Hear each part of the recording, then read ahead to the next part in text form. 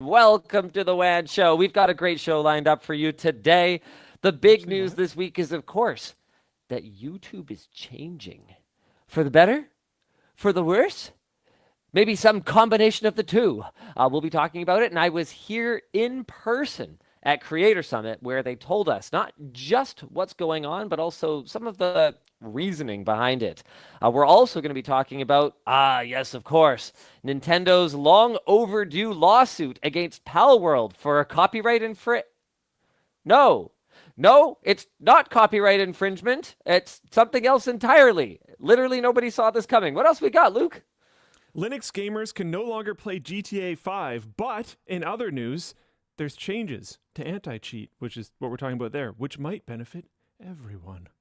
What? Also, benefit people? Whoa. Okay. Yeah. No, we're breaking up the format. Explain yourself. No, I'm kidding. We're not breaking up the format. Okay, one more teaser. You just had me scroll away. The Ryzen 9000 launched. It's not going well. It's not good. Yeah, it's not. Not good. Yeah, you have to roll the intro, Luke. Me?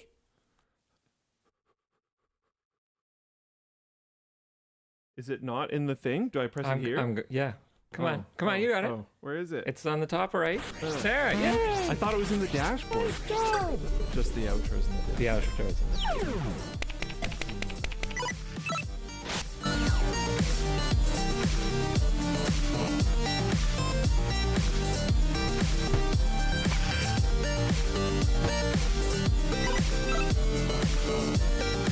The show is brought to you today by Vessi, Corsair, and UGREEN, and of course, our chair partner Secret Lab and our laptop partner LG, neither of whom I am using right now, unfortunately.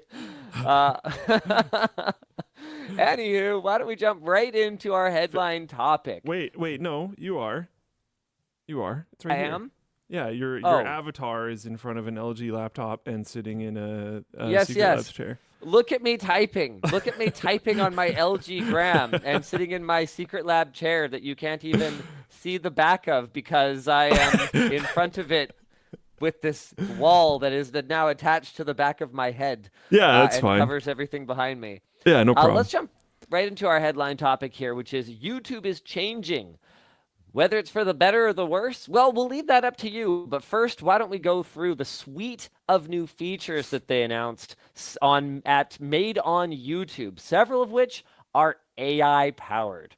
First up, we've got Dream Screen, which makes still and moving backgrounds for YouTube Shorts and will now use the newest version of Google DeepMind's text-to-video generator, Veo. Veo will allow for more realistic backgrounds as well as the ability to edit and remix previously generated content. In the first half of the year, Dream Screen will be able to generate entire 6-second clips from scratch. Whew, okay, so why don't we unpack this one first? We can kind of go through one by one. Luke, thoughts?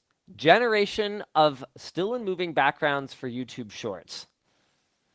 I don't think this is necessarily super new in the still backgrounds sense, because you could have done this with a variety of tools already that already exist. The moving background sense is interesting. I believe the average short is about 30 seconds, if I remember correctly. So you're going to need 5 of these to be able to actually stitch together one whole short. Honestly, I don't think the impact of this is going to be super extensive unless you start getting people like fake reporting, like saying they're on the scene somewhere and the background is that place and it's hard to tell if they're actually there or not, which could be problematic. I personally am having a hard time imagining why this would be good for. Well, why don't you throw up anyone? the examples? Why don't you throw up the examples and screen I've got share those with us here. Your big face is in front of them. But this is the video. This is the video. This is what it would be like. This is what it would be like. You generate the background, and then you just got your face with kind of like a badly cut thing in front of it. Yeah, so I guess, okay. This is perfect. This is definitely a better experience. Yeah, sorry, carry on. The concerns that I've had are not really, I guess, no, the example says dreamlike, so it's intentionally trying to not be realistic. Honestly, that feels like a calculated move. Yeah. Because they don't want to show it creating realistic like scenes. I don't know. I'm sure we'll get these videos with text over them, with an AI voice speaking some type of motivational junk, and then that's going to get churned out 10 billion times and fill your shorts feed with garbage and useless content. But other than that, I really don't know. I have a hard time seeing this creating good content that people actually want. But, maybe that'll be wrong. Here's what I'll say. Talking to YouTube about this. So I was at Creator Summit this week.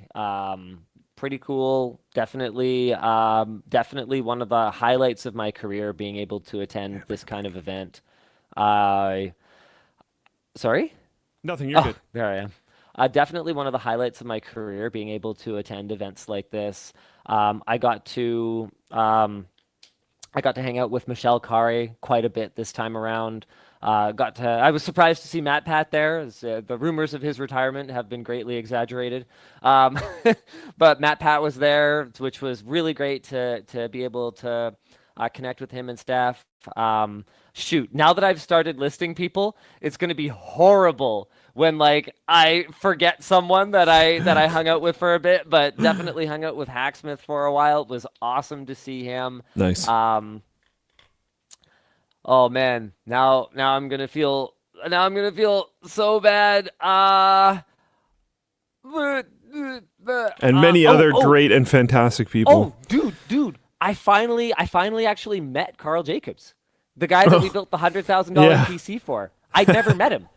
And it turned out that we were on the same floor in the hotel, and I didn't recognize him because I don't watch YouTube. It's always super awkward for me at these events because everyone else kind of seems to know who everyone else is because it's a top creator summit.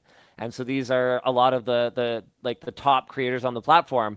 And I don't really watch YouTube. We played a game late last night, 2 a.m. We were all just sitting around a picnic table outside, and everyone brought up their YouTube account and showed how many of the other people at the table they were subscribed to. Michelle was literally subscribed to everyone else around the table. And I pull up mine, and the LTT account, the main LTT account, is subscribed to one creator. Luke, do you have any guesses as to who it is? If you okay, can I ask a question first? If it was one creator. Yeah, you can tell you what. You can ask 3 questions because you're not going to get it. Is it one of our own channels? No. Is it a channel that we were previously closely affiliated with?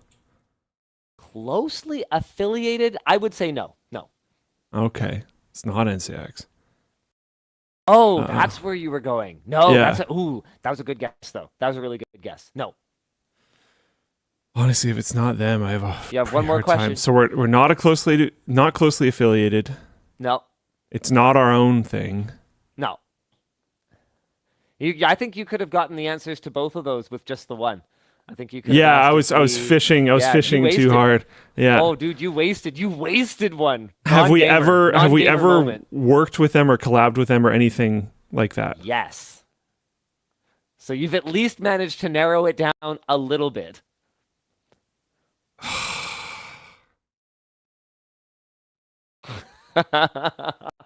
Is it Paul? Oh, good guess, but no. Okay. The answer is Ludwig. And the reason for it, he wasn't there. That's so recent. I expected it to be really old. Okay. No, the reason for it is that when I was sitting next to him, literally next to him in a chair, he guilted me a little bit. That was part of it. I think that happened off camera. But then when I was sitting next to him in the chair doing the bro versus bro, he was getting the stream set up, and I wanted to interact with chat, and I couldn't because he has like a 5-minute or a 10-minute Subscriber gate on interacting in his live chat. So I subscribed to him, and then I just like never remembered to unsubscribe, or I didn't care, and I never looked at it. So that was it. That was the one I was subscribed to. Hold on, my personal is That's even what I was gonna worse. say. Okay. So after that, because they asked about like what about first everyone was talking about main, right? And for pretty much everyone else, on main would be the channel they upload to, right? Because they don't have like the content management system that gives multiple people access to their uploading tools and their channel management tools and stuff. Like we have like 8 active channels right now or something like that, and we have multiple people that need access to all of them. So we have kind of a different access system to our channels. So my like my main channel is not at Linus Tech Tips. It's just at like my Gmail account. So get this, okay? Once again, I was not subscribed to anybody who was at the table. You ready? Sure. Linus Tech Tips. Okay, that makes sense. Probably did that at some point. Dave and Ava, nursery rhymes and baby something. So my kids probably mashed that. In fact, it was probably my son, like 10 years ago, when I didn't want to get up in the morning, and I was like, ugh, take my phone. Ugh. Lulu Kids, nursery rhymes and children, whatever. Super simple songs, kids songs. So those are all probably similar stories. I am subscribed with the bell rung to Apple Canada for some reason. No idea why. I'm subscribed to Last Week Tonight. Don't remember when I did that. Love John Oliver, but I don't remember subscribing to that. I don't think I've ever seen a notification for it. And then the last two, you're going to laugh. One of them is Killian Experience, who's just a totally random. I know that YouTuber, reference, though. I know why. Yeah. And then the last one is the Mome Boys. The what? The Mome Boys? Remember that rap song that has Tekken on my tip? Whatever, Yeah. So that is the list of channels I'm subscribed. I don't know if you could come up with a more random list of channels if you just started like inputting letters and numbers with your face by mashing your face against your keyboard. YouTube.com/mash your face against your keyboard and then just pressing enter. Like completely unrelated to each other channels. So I lost the game. I lost that game, which is fine, I guess. I forget where I was going with this, but anyway, yeah. So finally got a chance to meet Carl Jacobs. Seems like a super nice guy. For someone so young, he is surprisingly cultured when it comes to gaming. My brother just played Chrono Trigger in the last year and was like, dude, this is a masterpiece. This is like one of the greatest games of all time. And I'm just like, man. And you know what? This is crazy. This is crazy. His favorite Final Fantasy, 9. And I was like, yeah, 7's overrated. He's like, I know. Dude, all my controversial takes, I now feel validated about. So that's why I was pretty excited about that. Yeah. Anyway, yeah, it was a great show. Had a really good time. And right, I remember what I'm supposed to be talking about right now. Oh wait, hold on. Okay, last person that I actually got to hang out with a fair bit. And this is great. Sorry. I promise I will stop doing story time in a little bit here. Stephen He. Do you know Stephen He? Emotional damage guy? Yes. Yeah. Yes. Dude, he's one of those YouTubers that is exactly the same in person and yet somehow so different, like more unhinged and like random, if that makes sense. Like he's exactly the same guy, but just like I'm glad that he doesn't just upload absolutely everything he says, because it's like, whoa, okay, cool. Yep. Yeah, that's a good thing. Love Steven. I showed him the pictures of the badminton center, and he's like, dude, back in China, when I was like young, I played like semi-professionally. So we start like spitballing. You have him out? Yeah. YouTuber badminton tournament? Yeah. Like, dude, could we make this a thing? Probably. I'm sure. I mean, Ludwig just did YouTuber Olympics. If he Right? can do like 15 different sports or whatever, I'm sure you can do one. Yeah, exactly. I'm at least 1/15 as good as Ludwig, right? Maybe? Yeah, I'm sure you can do it. You have the cameras set up.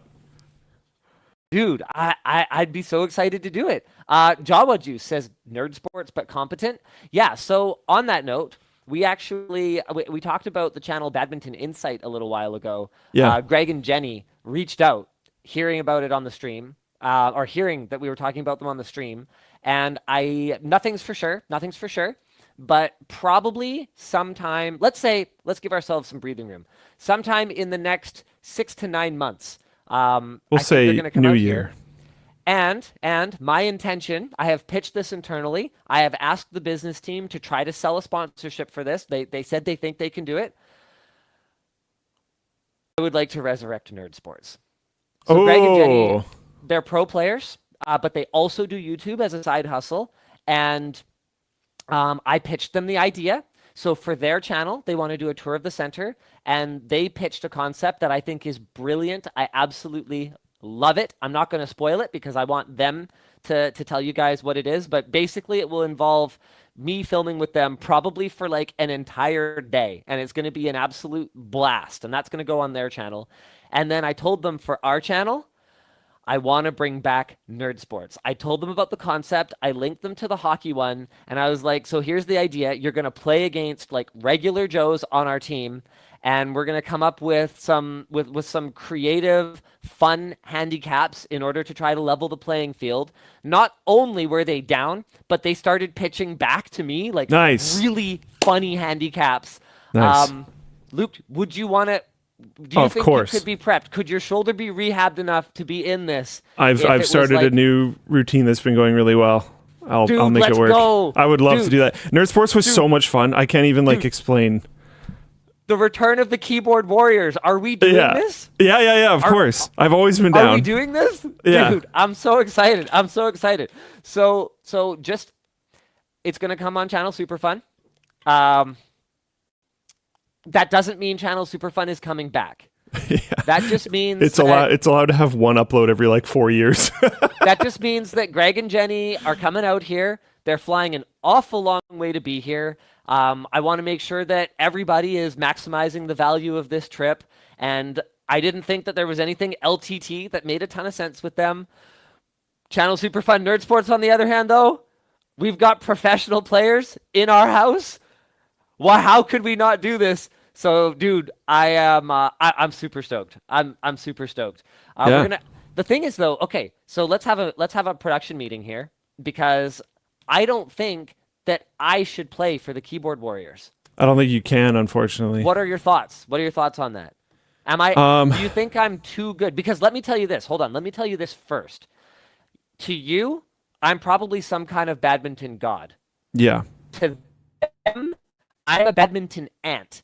I am a little thing that they squish under their thumb, and then actually, no, they don't even bother. They don't even bother to squish me under their thumb. It's not even worth their effort and their If the attention. gap is that big, then it's probably okay, actually. What I was going to say, though, if the gap isn't that big, I think you commentating it, you know how we used to have commentators?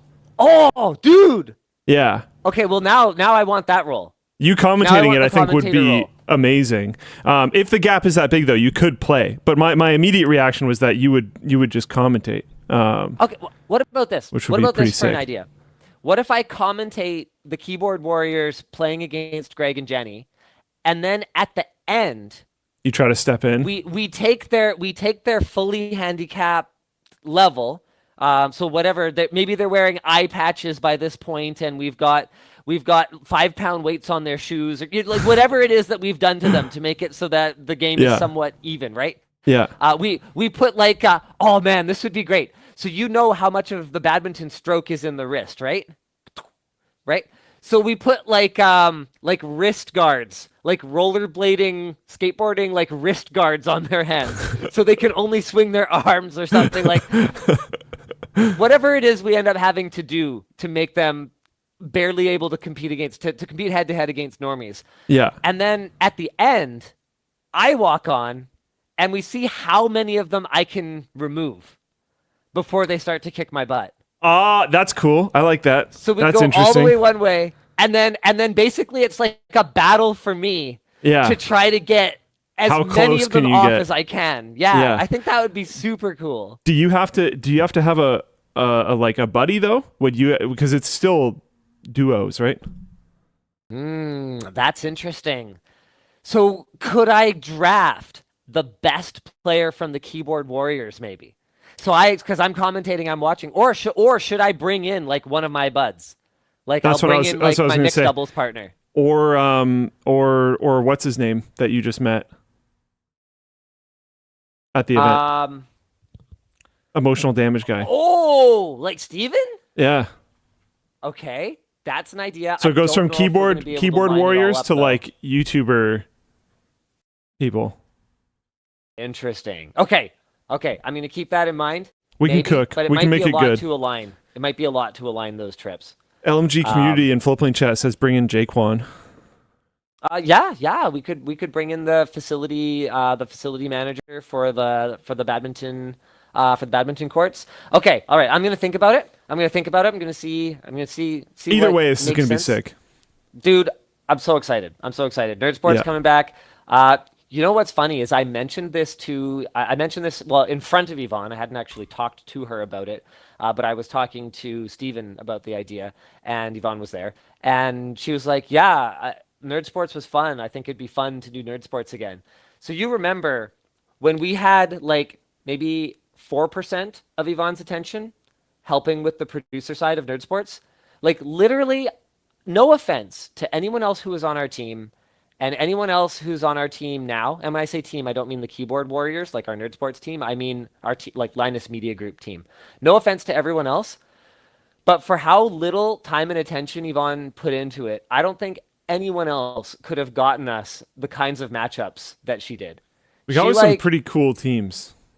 That was crazy. That Yeah. was actually nuts. If she was like full-time producer of Nerdsports, I think not only could we bring it back, but it could be awesome. Like 10 million views an episode, awesome. I'd be 1,000% down. Nerdsports was one of the coolest things. I used to share them with so many people too because they're like, I don't know. It's just interesting content. It plays into the whole concept of like, I wish we could see like just average people compared to the Olympians at the Olympics. It's that, but you're really pitting them against each other and really showing the gap, like everything that you need to do to like tear someone down to the level of an average person. Because well, you know that was a big part of the original idea behind it, right? Like it got kind of lost in the way that we were a really small company and there were a lot of production challenges, but like it kind of got lost in everything. I'm not gonna lay the blame on any one person's feet because it's A, that's not cool, and B, it doesn't lie on any one person's feet.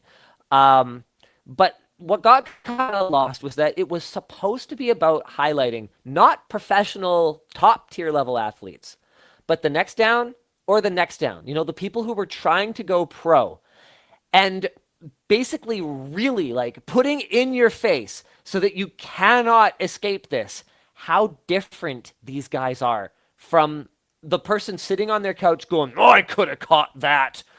You know? Like actually standing on the court next to the Trinity Spartans. Do you remember that? Yeah.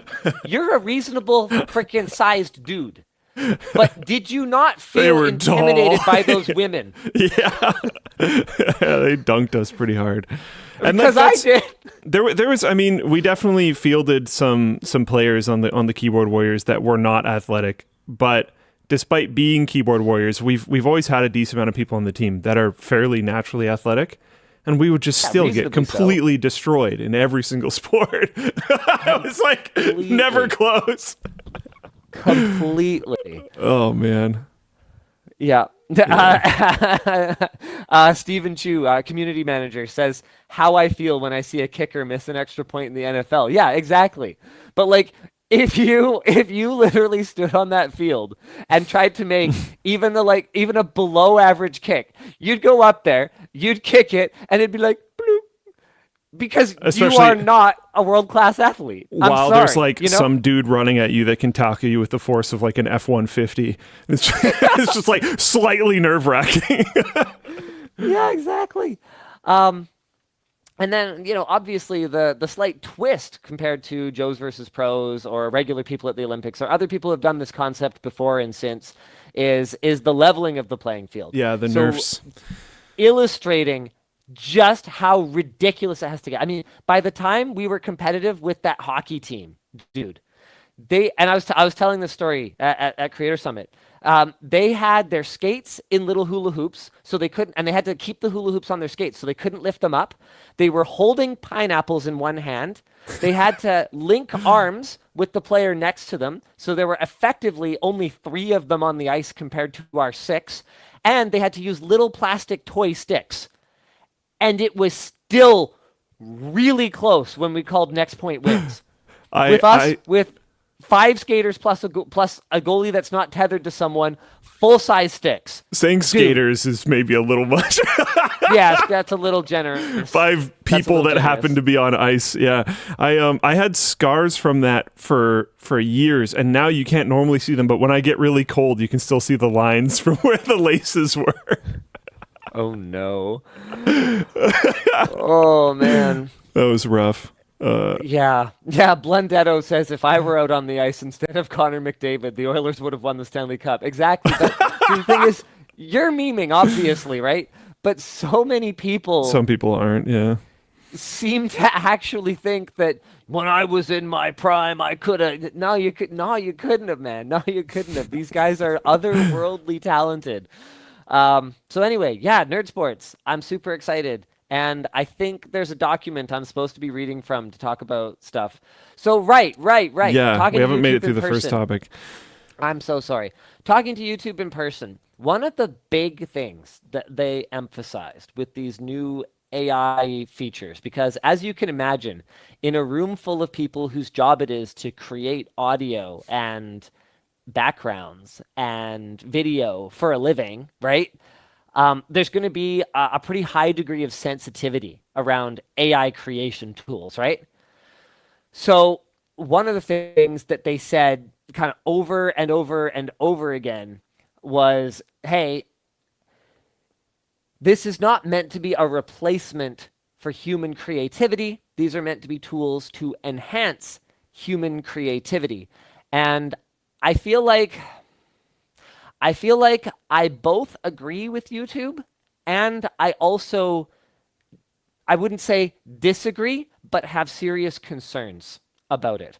So the way that they explained it was that there's like a creative loop, right? In your ideation and your execution and your promotion and your publishing and your ideation, your whatever, right?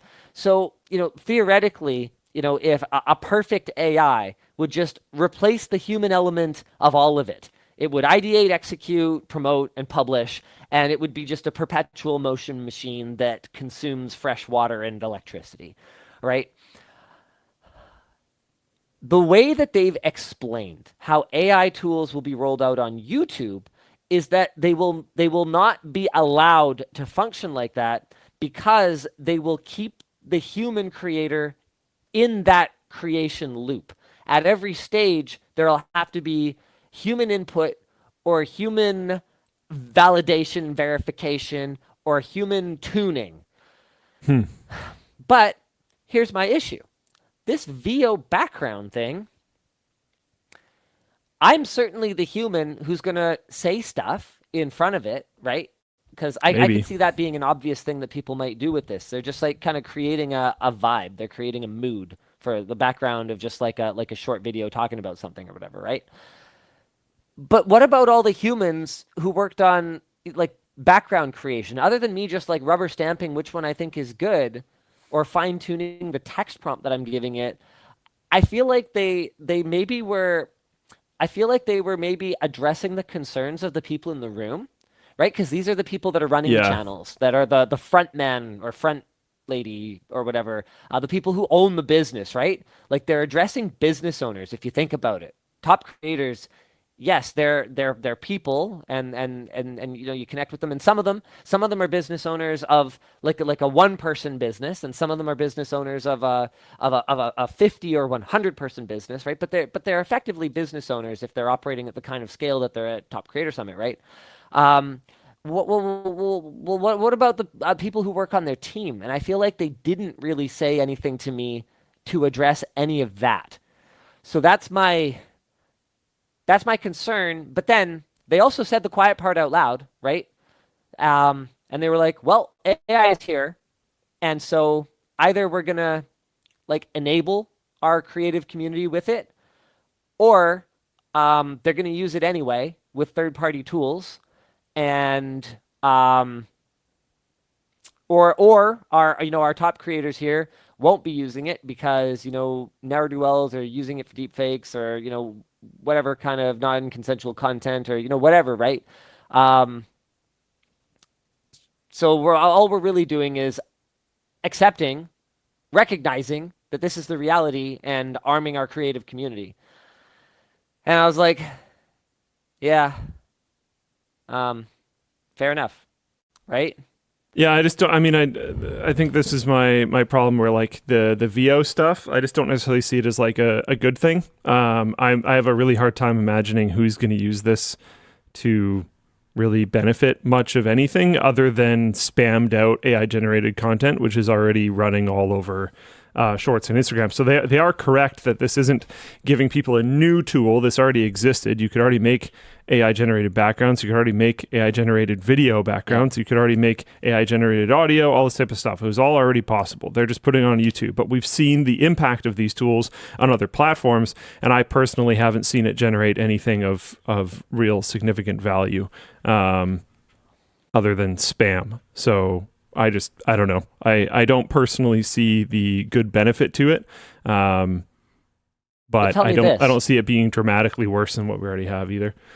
If we make these tools less of like a nerdy, I spend my life working on tools for spamming people, and more of a just, I am a thing sitting in the YouTube creator studio that highly creative people now have access to easily and don't need to learn about, is there an argument there that maybe that would actually increase the quality of some of the AI use outputs?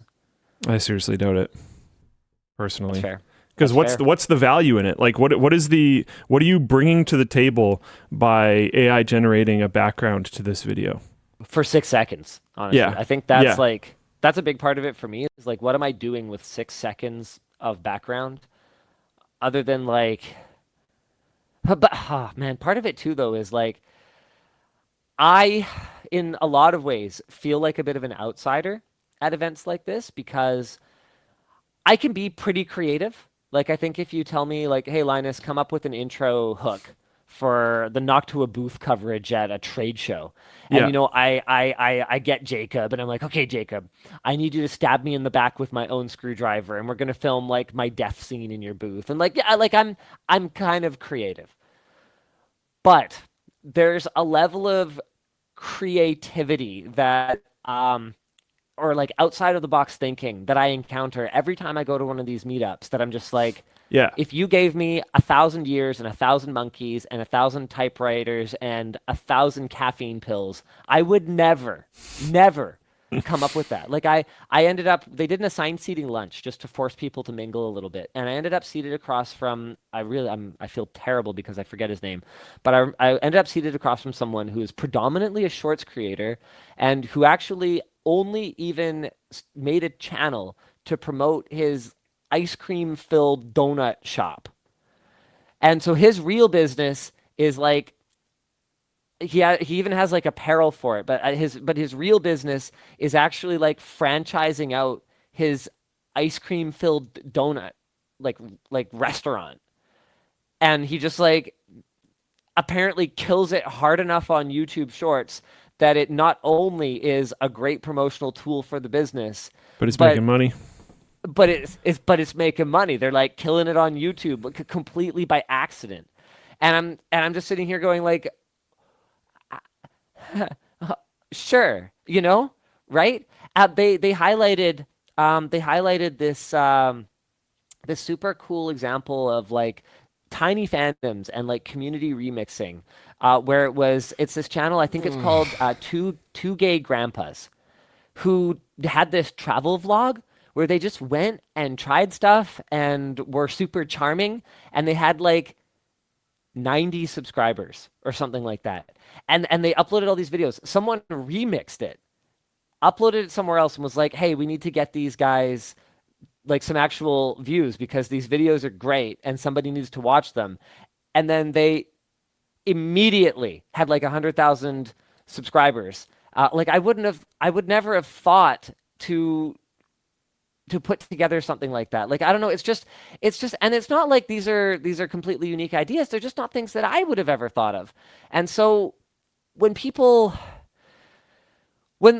releases a tool, just because I have no idea what I would do with it doesn't mean that nobody's going to do anything really interesting with it. And so I'm always fearful of saying, I don't know what anyone would do with it. I just don't know. Well, I'm trying to frame it that way specifically because I don't. And like, I hope that someone does. All of these tools already exist, and we've seen what the quick to arm themselves with tools, especially when they're free, creative community has done with them, which by and large has been create spam content.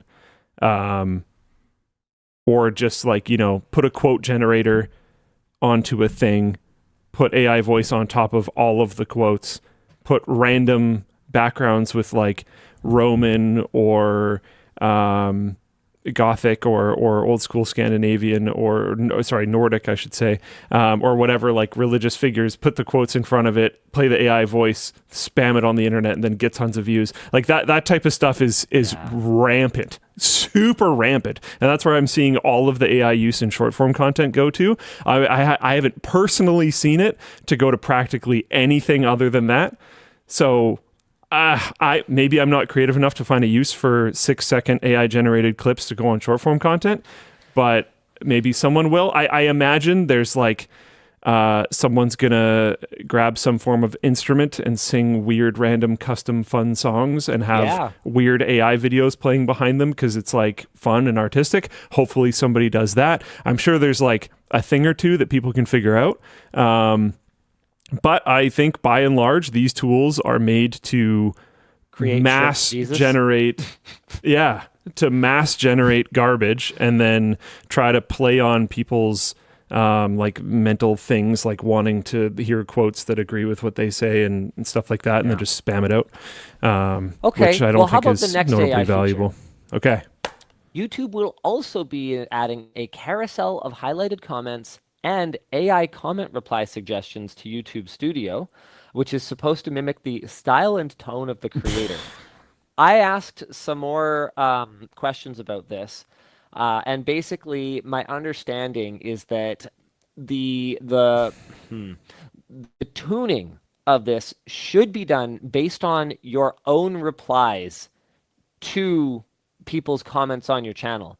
I asked about the possibility of uploading data to help train it. That's not something that they're looking at right now. Like remember when we showed that really cool community project where someone made like an AI searchable WAN show Q&A like prompt? Yeah. Yeah. So I asked like, hey, look, if we had a transcription of like every question and answer we had ever done on the WAN show, like, is that something that we could provide to you to kind of help train this tool? And they're like, no, not at this time. So this put like an unlisted video and make a bot that comments every single question on WAN show ever into it, and then have another bot that replies to each one of those from the creator channel with the proper response to build it ourselves. We can do this. Okay. We have the technology. That's interesting. You don't like it, Google? We'll do it ourselves. Here's my problem with this. A reply from the creator is supposed to be a reply from the creator. And I don't really it's immediately why I winced. Yeah. This feels like a falsification of that interaction. Like when I reply to someone's comment in the comments, I do go out of my way to sign it LS so you can tell it isn't another member of the team. But that means I replied to you. That doesn't mean that an AI replied to you, and honestly, and I don't mean any disrespect to any of the channels that do this, but when I go on a channel and literally every comment has a reply from the creator that's like, thank you for your comment.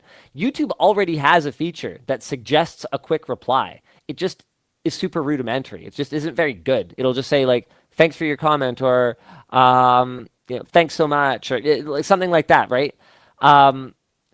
I feel like that's like cringe and crappy. But this is worse because it's almost like Misleading, okay, manipulative. look, you want to get parasocial? Let's get parasocial. Fine.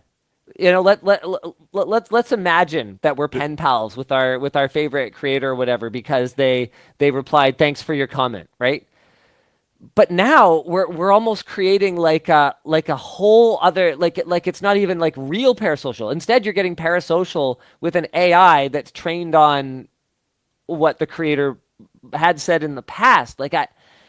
Dude, I don't know. It just seems pretty messed up, right? It's like masked creator AI, because with the creator AIs that were made when GPT-4 first popped off, there was a bunch of like date this Twitch streamer things, right? Like I think there's an Amaranth AI or something like that. Those ones are overt. That you're interacting with a fake thing. This one has the masking of it being actually you. So you can't know, and you have to know that certain creators that do certain things on the platform are going to use that to try to amp up, to put some jet fuel on the fire of these parasocial relationships because they benefit from it in X, Y, or Z way. This is another. There's so many. This is.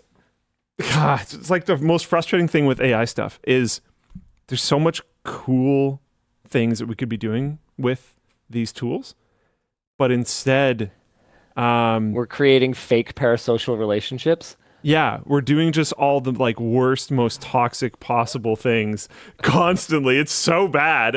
Oh man. It's almost like people are the problem, Luke. Yeah, people are the problem, and these tools are incredibly expensive. Like the GPU costs, the compute costs, the development costs of all these things. Yeah. The power cost, everything is insane for this infrastructure right now. So they're trying to find ways that it can extract as much money as possible. On that note, this isn't in our notes because it wasn't something that YouTube announced made on YouTube. But one of the things they talked about a lot, how I've discussed with you that I felt like the days of the mega channel are kind of numbered at this point. Yeah. And I feel like YouTube is headed toward Meanwhile, more like I Show niche Speed channels. had 1 million live viewers on a live stream recently. But okay, so when I say I should explain what I mean by mega channel. I guess what I mean is more like a variety channel, and I mean it in when I look at the tech space. I'm referring to us because we do a little bit of everything. We do a review of a phone. We do a tour of a factory that makes we do a tour of a facility that recovers gold from electronic manufacturing waste. We do a video where we walk into someone's house and we cable manage it. We have these kind of random formats that don't really have a common thread other than the personalities, right? And that they're for the most part about tech and mostly IT tech. A lot of other really high growth, highly engaged channels are much smaller, 100,000 or 200,000 or 500,000 subscribers, but they do one thing and they do it really well. One that I really like is HDTV Test. He's up to, I think, somewhere in the neighborhood of between 500,000 and 1 million subscribers or something right now. And he just talks about display technology, like panel technology, really gets deep into it. And, one of the things that YouTube talked about a lot, but in a way that I hadn't really thought about it before, because I was thinking about it in terms of subject matter, how people are searching out ways to go deep and be part of a very, very small in the know community. they kind of came at it completely the other way, and they kind of went like, people are fans of just about anything. And one of the examples they gave was there's this bridge, 11 foot 8 inches or something like that. I forget what it is, but there's like a famous overpass or bridge that, sorry? Nothing. Oh, that has like tons of videos of just trucks like scraping the bottom or hitting it or whatever else, and people will like take selfies with this famous bridge. Okay, yeah. Chat knows what we're talking about. The days of like Madonna, being, and okay, maybe that's a bad example because we have a current generation Madonna. Her name is Taylor Swift. But my point is that the days of having like one person, Johnny Carson, on his late night show, which I forget what it's called. Was it Tonight Show, Late Show, whatever Johnny Carson's show was, like way back in the 60s. He was like a single dominant force, and if you like watched TV, you like watched that. These days, like fandoms can be tiny. They showed this channel where this is a YouTuber that has over 150,000 subscribers, and literally her entire channel, fans of her channel, are watching her be a fan of Taylor Swift. She uploaded a feature-length film worth of video reviewing one Taylor Swift album. And right, so you're not even like, so there's, I think I just muted my mic. Am I good? Hello? So there's like proxy fandoms now, almost. And so I was thinking about it in terms of like subject matter. And they're talking about it in terms of like, and they didn't quite say this part, but the way that I interpret it as wanting to be part of a community that isn't too big, and almost like finding something, whether it's like getting super deep into display panel tech, or whether it's getting super deep into like essentially the online version of like a boy or girl band like fan group, that meets after school, right? I forget where I was going with this. I have no idea, to be completely honest. We're talking about AI stuff, and you're talking about how niche creators are becoming more of a thing. Yeah. I don't know how that relates to AI stuff. Are we talking about the new communities part? No. Yeah, I forget. That's fine. Okay. You were about to admit you're a lifelong Swiftie. Oh no, dude, I don't have to. I don't have to. Do I have to admit that? Like, I think I've been pretty upfront. How YouTube is pushing. Okay, not pushing towards smaller creators, but I think is trending towards smaller creators. And yeah, I forget exactly what point I was trying to make, but AI responses. Right. So people crave smaller communities, is what I was trying to say. I think there's a trend on the internet, and maybe in society in general, towards people being actually finally fatigued and overwhelmed by gigantic communities. And I think that one of the ways that is manifesting is as people people craving much smaller communities and more niche interests, whether they were naturally interested in them or not. Part of the interest is being one of the people who's into that band that no one else knows, and that exists again in a huge, or exists now in a huge way. And so they illustrated that with fans of this bridge, or fans of a super fan of Taylor Swift. Like things that would have never occurred to you or occurred to me in 1,000 years. Like maybe other people would have thought of that. They showed off this grandma. She's like in her 70s, and she has a fan channel of like anime style video games. She's like, I didn't pick up gaming until about 5 years ago, or a few years ago during COVID or something like that. I forget exactly what the video that she said in the video they showed, but I just like love this, and people people just come and they join in this fandom. And now I really forget exactly where I was driving to with that, but I think that's a big part of what's driving this. And right, these AI responses, I got there, so I haven't slept much. These AI responses, it feels like they're designed to create like a fake kind of intimacy and smallness of community, and almost designed to I see where you're prey going. on that craving that people have for being part of something small and something personal and something intimate. Yeah, that There. sucks. That makes a lot of sense. That's That where I doesn't was feel heading good. with this. And look, as much as, as a business person, I look at this fandom concept. It's something that I think you guys, regular viewers of the WAN show, will know that I'm not super into. When we create a product, I want you to buy it because it's a great product. I don't even mind if you buy it if you love the work we do and you want to support our channel. But what I don't want you to do is to buy it because you're a fan. I don't want you to just mindlessly throw your money at us because you're a fan with no capacity for rational thought. That's not what I ask of you. It's not what I want of you. And I feel like an outsider with that perspective. I feel like there's a lot of people that want to lean into fostering that kind of parasociality. I don't know if that's a word, but that kind of fan-like behavior, and I don't think it's healthy, and I don't think that it is. I especially don't think it's healthy when it's fake.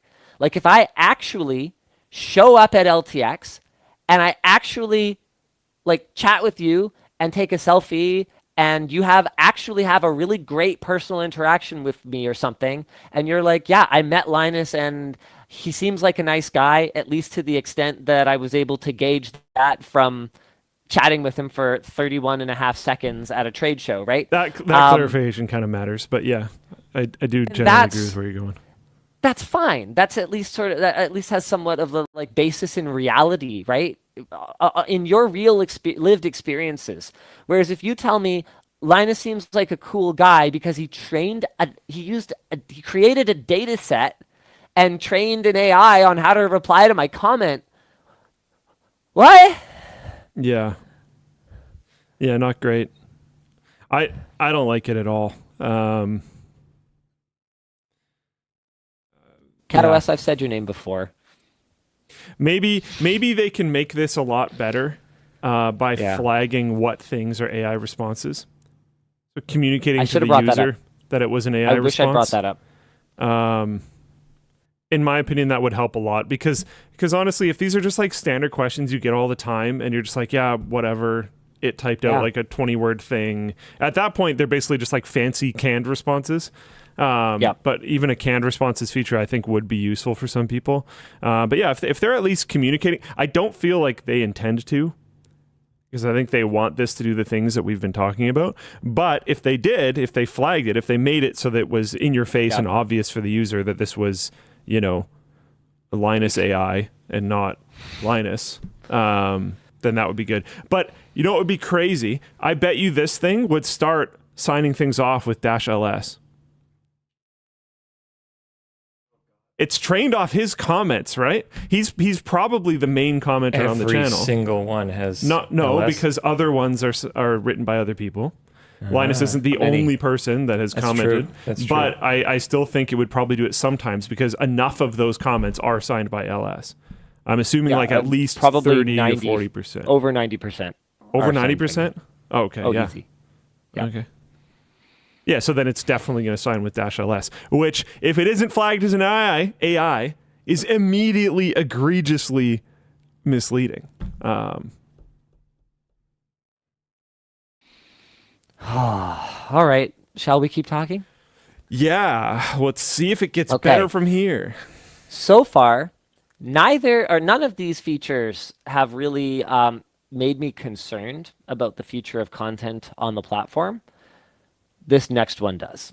They're adding an inspiration tab with AI brainstorming and idea generation tools with the intention, again, this is the way they kind of communicated to us, with the intention being that it's a helper. It's an assistant. You're still expected to kind of feed it. And I asked, like, what are you guys looking at in terms of like data set? Like, is this trained on my best videos? Is it trained on my videos? Is it trained on videos from similar creators that share a lot of audience overlap with me? Is it based on the overall what's the word? Like corpus of content on YouTube? Like what's the data set for this? And they didn't really get too specific about it, but unfortunately, I did try to ask some tough questions. I don't know why they keep inviting me to these things. Honestly, I tend to be a bit of a thorn. I'm a nice thorn. I'm a nice thorn though. Nice thorn. Pretty thorn. Demure.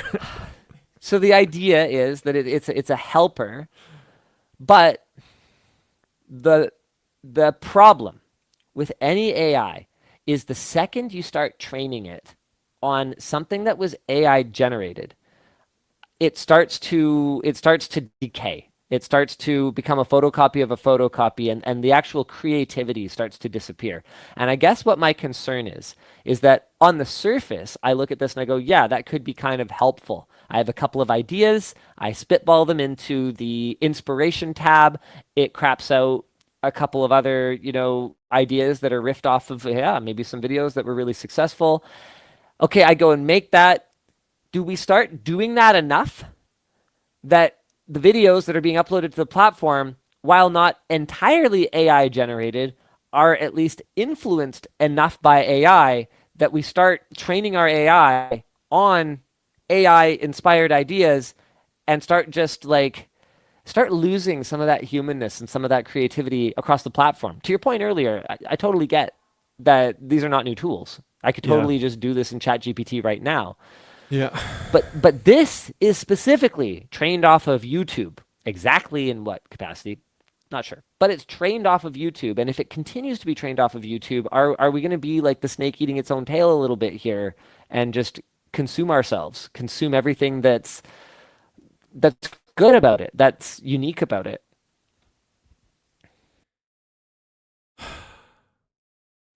Yeah, that kind of says it all, doesn't it? I feel like basically everything I said about the VO 6-second clips, again, it applies to here. I'm not surprised that they're doing it. This also feels to me like it's trying to compete with Mr. Beast's new tool. Mr. Beast, what would you even call it? How would I find this? Mr. Beast, YouTube, and I forget. Surprisingly, Analytics. we actually don't really subscribe to a ton of Viewstats? creator tools. Yeah, Viewstats Pro is a Mr. Beast tool. I think this is the one. Is this the right one? I'm pretty sure. I don't know, whatever, some Mr. Beast tool. I'm not 100% sure, but I think this is it.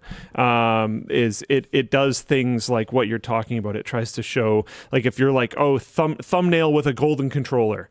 I believe it can do things like try to find that for you. I haven't used this in a while. I looked at it at one point in time, so I hope I'm not saying stuff that's wrong. Get to know Pro. Yeah, organize and brainstorm your next upload. Make better decisions with more data. Blah, blah, blah, blah, blah. I think they're trying to bring these tools onto YouTube natively. Track long and short outlier videos in each category. That one's actually pretty interesting. Search thumbnails by URL and image. So you can, if I remember correctly, with that tool, you can search for thumbnails basically by giving topics, and then it'll try to find you thumbnails for inspiration, so you can fall in line with a type of theme that's happening on the platform, which again just contributes to more samenism, which I don't know. Again, the tools already exist. They're just trying to bring more eyeballs directly onto YouTube and have them leave less, I think. in non-AI features, YouTube has also added communities, which are similar to creator-controlled Discord servers or subreddits where both the creator and their subscribers can post text, links, and images. This one, believe it or not, I actually like. There's a lot of friction moving people off platform. To be clear, I don't see this as a substitute for off-platform engagement. I think that off-platform engagement is important. But you know how we have both Floatplane, where we have like 37,000 paying subscribers right now. So we've got our Floatplane platform, but we also turned on YouTube memberships, which has like, I think another 500 or something like that members. It's like there's certain people. Did we hit 38? We're not quite, but we're 37,931. No. I know. That's why I said 37,000. I didn't want to exaggerate. You can round up by 69. No. I think 69 is an acceptable number to round up on. I'll tell you what, Luke. I'll tell you what. Why don't you screen share some of the great exclusives we have on Floatplane right now? Go ahead. Do it real quick. Let's try to add the 69. Let's get it done. Let's get it done. And then I can say we have 38,000 subscribers on Floatplane. Okay? Wow. So you go ahead, get some cool exclusives people might want to check out up there. And in the meantime, I will keep talking. So we have about 500 members on YouTube as well. I'm not going to say no to people who are willing. They pay extra. The last time I looked at it, they pay extra. We're transparent about that because YouTube takes a very significant cut there that does not go toward the salaries of our developers who develop Floatplane. But they just don't want to leave the platform.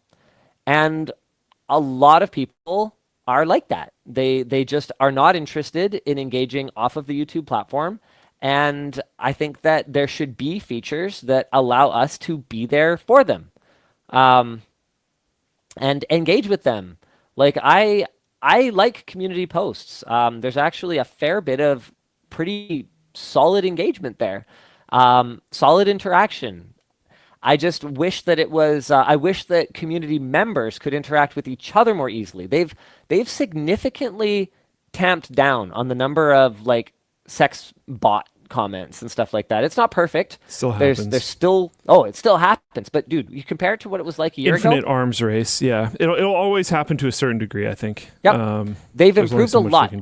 Yep. And we've got to give credit where it's due. For sure. And I think you and I have talked a lot over the years about how underinvested YouTube comments and community is. So is this exactly the right way for them to do it? I don't know. Maybe not. But is it something?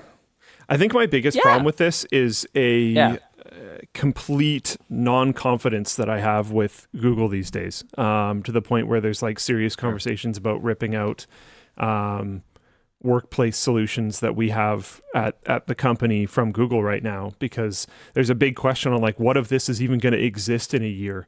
Because they keep rug pulling every single thing that they have, and then extremely core features that other platforms and other companies are providing these days. Google is not providing, so they're not expanding in the way that other companies are, and they're just killing products that people actually do really like constantly.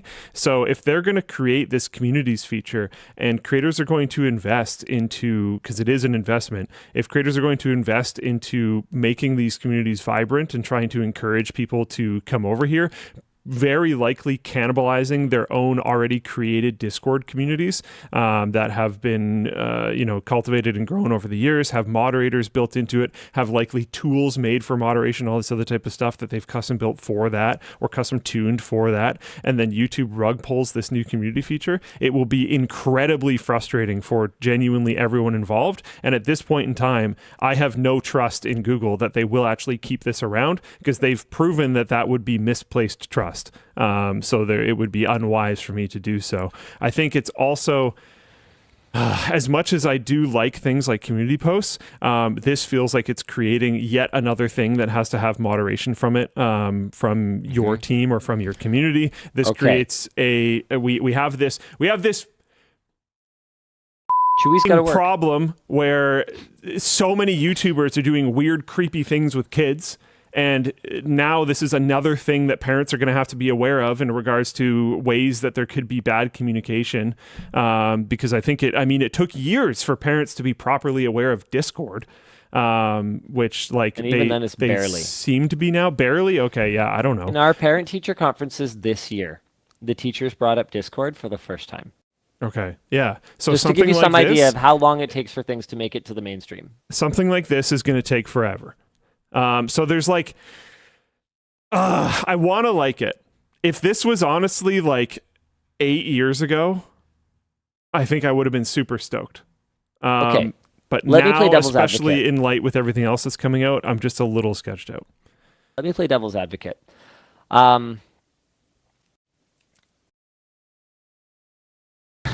going to be hard, but I'm going to try. I believe in you. Google, you're right, kills a lot of stuff. They kill a lot of good stuff. They kill a lot of beloved stuff.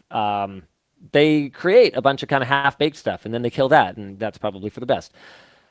The YouTube team, do they really create and kill that much compared to Google?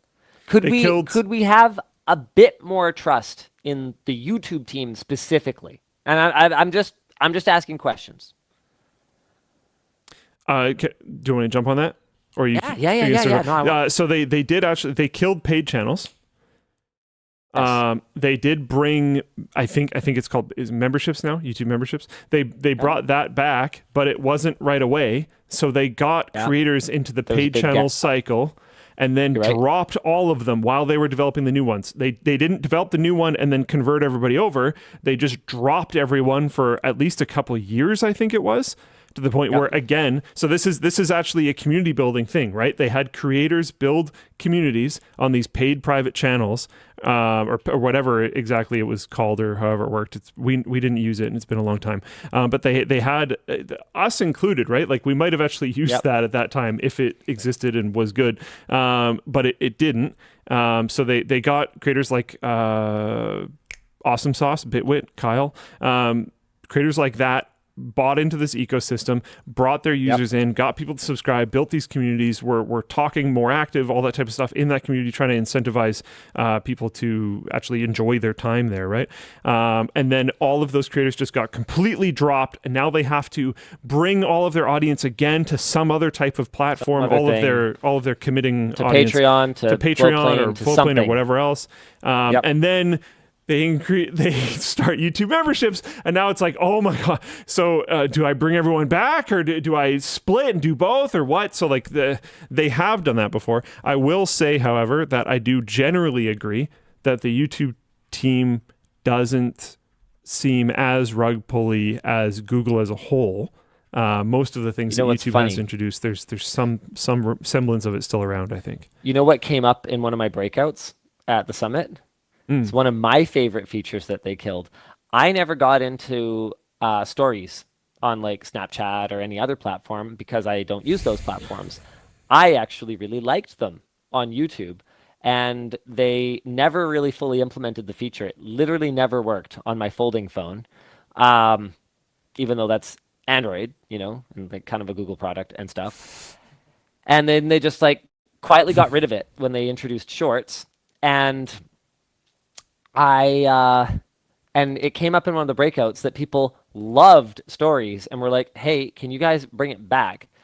And YouTube's argument for why they got rid of it and didn't bring it back, we conveniently had the person who spearheaded stories right there in our breakout. These summits are really amazing because we really do get access to top-level people at YouTube and get to have these conversations. The reason was apparently, even though creators really liked it, user engagement with it was super low. And so, I don't know. Maybe you guys can tell me. Do you miss stories at all? Like, or do you just not care? And am I maybe just kind of out of touch and like feeling like you guys were engaging with it? We didn't really post that many because my daily driver phone didn't support it. But never used them. Nope, didn't care at all. Yeah, so didn't care, didn't use. So there you go. I don't even remember it. We got like one person who missed them and cared. That's about it. And they're apparently kind of hard to use. I mean, it was a half-baked implementation, so that's probably part of the problem. Yeah. But other than people have brought up dislikes, I don't really see that as taking away a feature so much as changing the functionality of the site. So I'm not sure I fully agree with that one. They definitely did get rid of annotations. I think it was taking away a feature. The ability to view dislikes on a video? Yeah, I think so. Well, I think that you could say the ability to gauge sentiment on a video, they've made it worse, but they didn't take it away. You can see they took away likes. your ability to yeah, that doesn't mean anything when there's no dislikes. Dude, Luke, I'm not a fan of the change. I'm just saying I don't think it's the removal of a feature so much as it is the changing of the functionality of a feature to make it worse, which is not a good thing. I just don't think it's quite the same thing. That's all I'm saying. They removed stories. If it doesn't exist anymore. If it was an overall karma counter, I think I would agree with you. But because you could separately see like and dislike, I think dislike is its own feature at that point. Like and dislike are separate features. If it was a combined total and they took away your ability to see the combined total or something, that's modifying it. But yeah, I don't know. I think if it's dislike and with its own counter, they're removing a feature, which is dislike. Agree to disagree. All right, fair enough. There you go. YouTube is also testing a new hype feature, which they actually didn't talk about really at the summit, where viewers can choose to promote a recent video posted within the last 7 days from a creator with fewer than 500,000 subscribers. Highly promoted videos will appear on a special leaderboard and will be marked as fan favorites. Viewers can hype up to 3 videos a week for free or pay for more. Pay for more. Man, so this is back to, I guess, actually, I actually wasn't aware of this one. I didn't carefully go through the Made on YouTube thing after we were like in person showing a lot of it. So I didn't know about this one. This just feels like monetizing super small intimate communities again. Yeah, and small creators because what if you really want to make it, you're not going to pay for your own channel to get hyped. Oh no, God, I didn't even think about it that way. Yeah, no, immediately. That's what this is for sure. You're also going to have super fans that do that for sure. I think they're mostly going to use their free ones, and then you're going to have some hyper super fans that will actually use the paid version. And then I guarantee you, small creators that are really hell-bent on making it as a creator, whether this feature really works or not, are going to invest money into hyping their own content with their own actual account, or if it shows whose account did it, they'll just make fake ones and do it that way. Ready for a little bit more devil's advocate? Sure. Wonky Donkey in Floatplane chat asks, is this feature just because there are so many massive incumbents that no one can rise up? Is this potentially a clumsy, flawed tool that could benefit somebody? I think if that was true, YouTube could just do it organically, which I think YouTube does extremely successfully. I think YouTube is one of, if not the best platforms on the internet for organic growth of a creator. I think something like Twitch, is going to naturally, based on how Twitch works, be a lot worse at that. But I see new creators on YouTube. If I was on it every day, I'd probably see new creators on YouTube every day. Like I think that's fair. I was devil's advocating. Advocating. YouTube has extremely strong discoverability mechanics already. Like it's honestly really, really good, almost to the point where if anything, it's like pulling down its most successful creators because it's kind of so obsessed with showing you new stuff all the time. All right, let's get through the rest of the YouTube stuff and talk about some more. Let's move on. But there's a couple more things. YouTube has confirmed they're rolling out pause screen ads more widely. So I'm sure I know how you guys feel about that. Who cares? Yeah, cool. YouTube is also expanding its creator takeover program, where advertisers can pay a premium to take over all the ads on a particular channel for some period of time. Just so you guys know, we were sent an email from YouTube inviting us to join this program, and we have confirmed with them that we do have the ability to opt out of takeovers that are from advertisers that we have a strong objection to. Cool. So we actually recently reconfirmed, because they brought it up with us again, that we have continued to be opted out of any gambling and alcohol-related ads. So you guys will not see those on our channel if everything is running correctly. Nice. And we will apply our typical sponsor restrictions, guidelines, our typical sponsor guidelines to these takeovers as well. The only exception you might see is if we miss an email or something like that. Like it will if something bad happens, it will be an accident. That's not me priming you guys for that we're gonna accident on purpose. I'm just saying we are not perfect, as you guys well know. We are very human, and accidents do happen. So that would be why that would happen. We have published our sponsor, like our sponsor guidelines. Luke, do you have any idea where that is? It's on the forum somewhere, isn't it? It is. It is on the forum somewhere, but I just don't know where. Yeah, I don't see it right now, and sorry. If someone has the link, post it in the Floatplane chat. But it's somewhere on the forum where we outline all of the things that we are not okay with at this present time. All right. Oh wait, I might have found it. LMG sponsors do not work with list. Discussions. Yeah, there we go. There it is. We don't do drugs and alcohol. We do not believe this is responsible for us to promote at this time. I love that, at this time. We leave the door open, but not at this time. Crypto, NFTs, ICOs. This is not a field we want to get mixed up in at this time. Credit loans. We want to avoid promoting these things directly. We've worked with banks and financial institutions in the past that offer these services, but we want to avoid promoting them directly. Dropshipping as a service. After our initial fact-finding, we worked with one of these companies last year, but based on community feedback, we do not plan to again. Gaming chairs that do not prioritize ergonomics. Mental health / therapy. We are pro-therapy. We advise anyone reading this to prioritize their mental health, but we do not intend to promote any companies who profit from these services at this time. Online sports betting, gambling more broadly. We do not believe this is responsible for us to promote at this time. Pay-to-win games. So our bar for games is that we do actually have someone internally play the game. If it can be enjoyed without the need to sink money into it, we know this is a fine line, but we're okay with it. If it is absolutely not enjoyable without paying money, then we do not feel it is appropriate to promote at this time.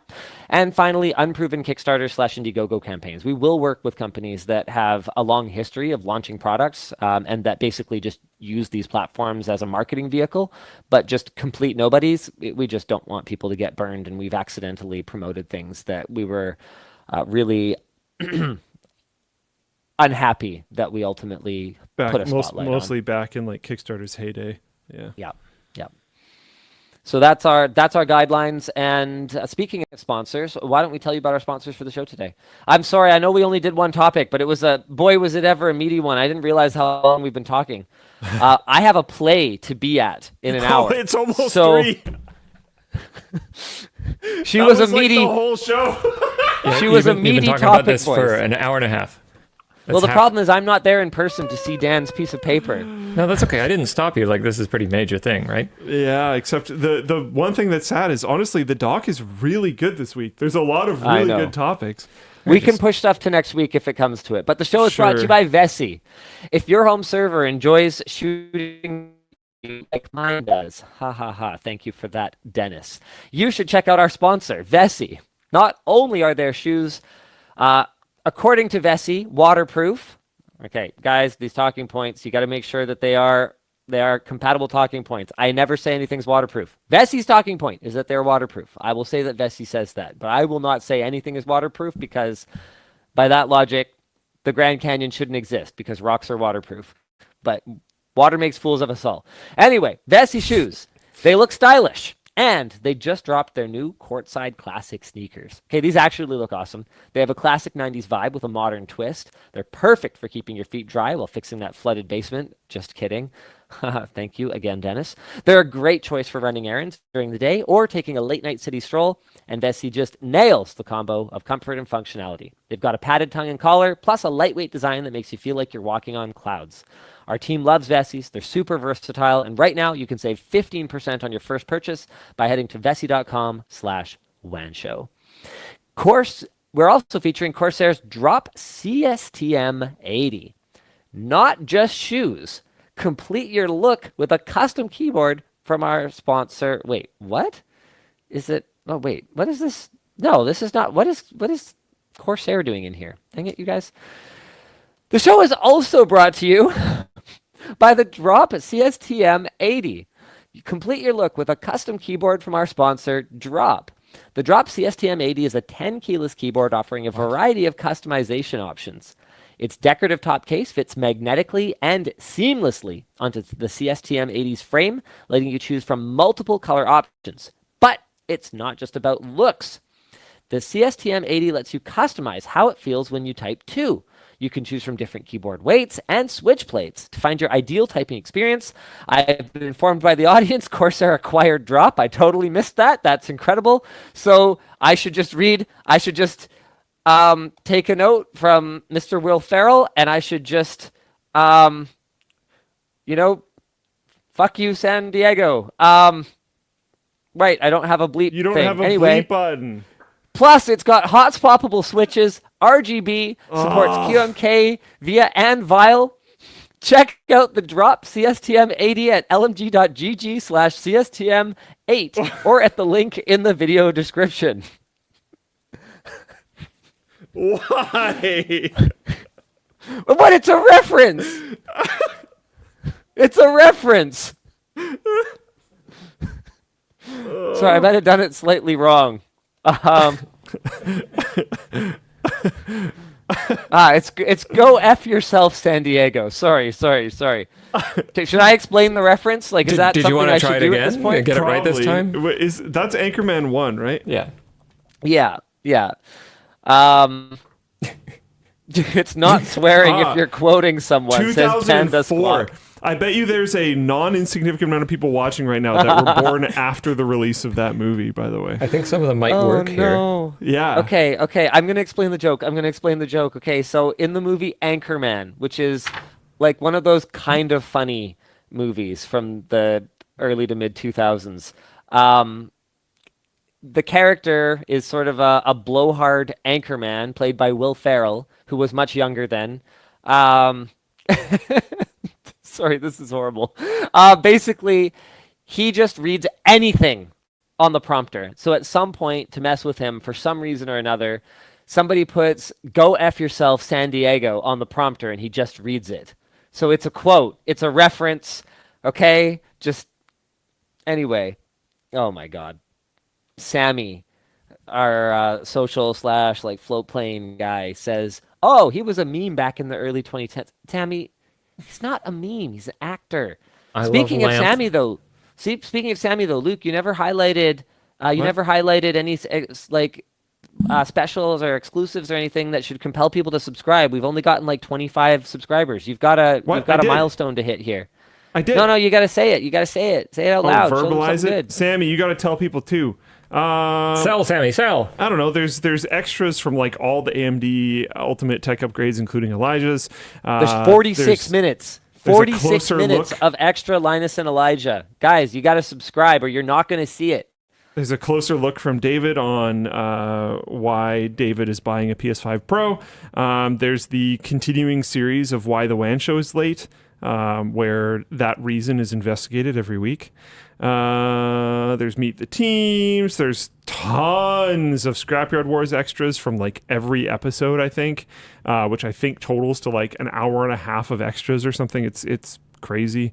And look, you don't have to subscribe forever. This is a DRM-free platform. Once you're subscribed, you can just download any videos that you want to watch. That is true. Luke, let's That be is honest. true. Let's be honest with the people. We Oh, appreciate that's not even your what support. I'm sighing about. Sammy's here and he's that's very fine. angry. The problem is that we have a download feature at all and have to support it. Oh, sure. You can use it as much as you want. I don't care. Hey, look. Riley look, Week's coming. Riley Week is coming. Oh, yeah. Yeah. That's going to be sick. When is that? Is that next week? 2 weeks from now. 2 weeks from now. I think. Yeah, Got it. that's what we have planned. And So there's a lot of extras. And look, we got to be real Wise with Man the Lee. people. I can't hear Linus. Sorry, I'm talking over him. What? What? Okay, we got to be real with the people, guys. Like, Floatplane is a great way to support the work that we're doing. Keep Sammy employed. But it's also just really great content. There's literally hundreds of videos that are exclusive to Floatplane, where you guys can get like extra footage, meet the team behind the scenes, super checks at post WAN show battles, like actual, like literally like 100+ hours of content. And to get subscribed, all you got to do is it's like $5, I think, for the bottom tier subscription. So go. We got a milestone to crack. Please. We lost Okay. one. We're literally down one compared to the last time I said anything. So, wow, good job. Good job, me. Good job, Sammy. It's nice Good job, working Luke. with Sammy. It doesn't update instantaneously when people unsubscribe. It updates when their subscription period ends. So someone's Just happened to end in the last 10 Coincidence. seconds. yeah. Oh, Somebody's my God. Okay, well, never mind. The show is also brought to you by UGREEN. Our sponsor, UGREEN, is bringing you some fast and fun charging accessories for the new iPhone. Showcase UGREEN Uno charger. Luke, Oh, you yeah. got it, right? Yeah. It's the UGREEN Uno charger 100-watt robot. Its funky design doubles as a fun desk buddy when you're not using it, and with its detachable base, you can place it wherever you like. Plus, the cute emojis on the TFT screen change as your device charges. It delivers 100-watt fast charging through its C1 and C2 ports, meaning your MacBook Pro and other Apple devices will be juiced up in no time. And it can even take the iPhone 15 Pro from 0 to 60% in just 30 minutes. That's not all. You can charge up to 4 devices at once with 3 USB-C ports and a USB-A port, so no more plugging and unplugging things from the wall. Check out the UGREEN Uno series by using the link in the video description. That actually sounds super cute. I can't see it, but I imagine it is super cute. It is as cute as I blushing. imagine. I am now Go back to looking me. at the Oh, you can see it there. Never mind. Yeah, Yeah, that's yeah, super yeah. cute. All right. I guess we should probably do another topic. Like, I don't even know if we're gonna get to merch messages, but like we have don't a really have good deal. 2 minutes. that is So, yeah, go for it. okay. Well, we've got a really good deal to announce. It is 50% off our remaining water bottle and spout lid inventory. So the link here is to the 40-ounce bottle, but I think this applies to every bottle on the site.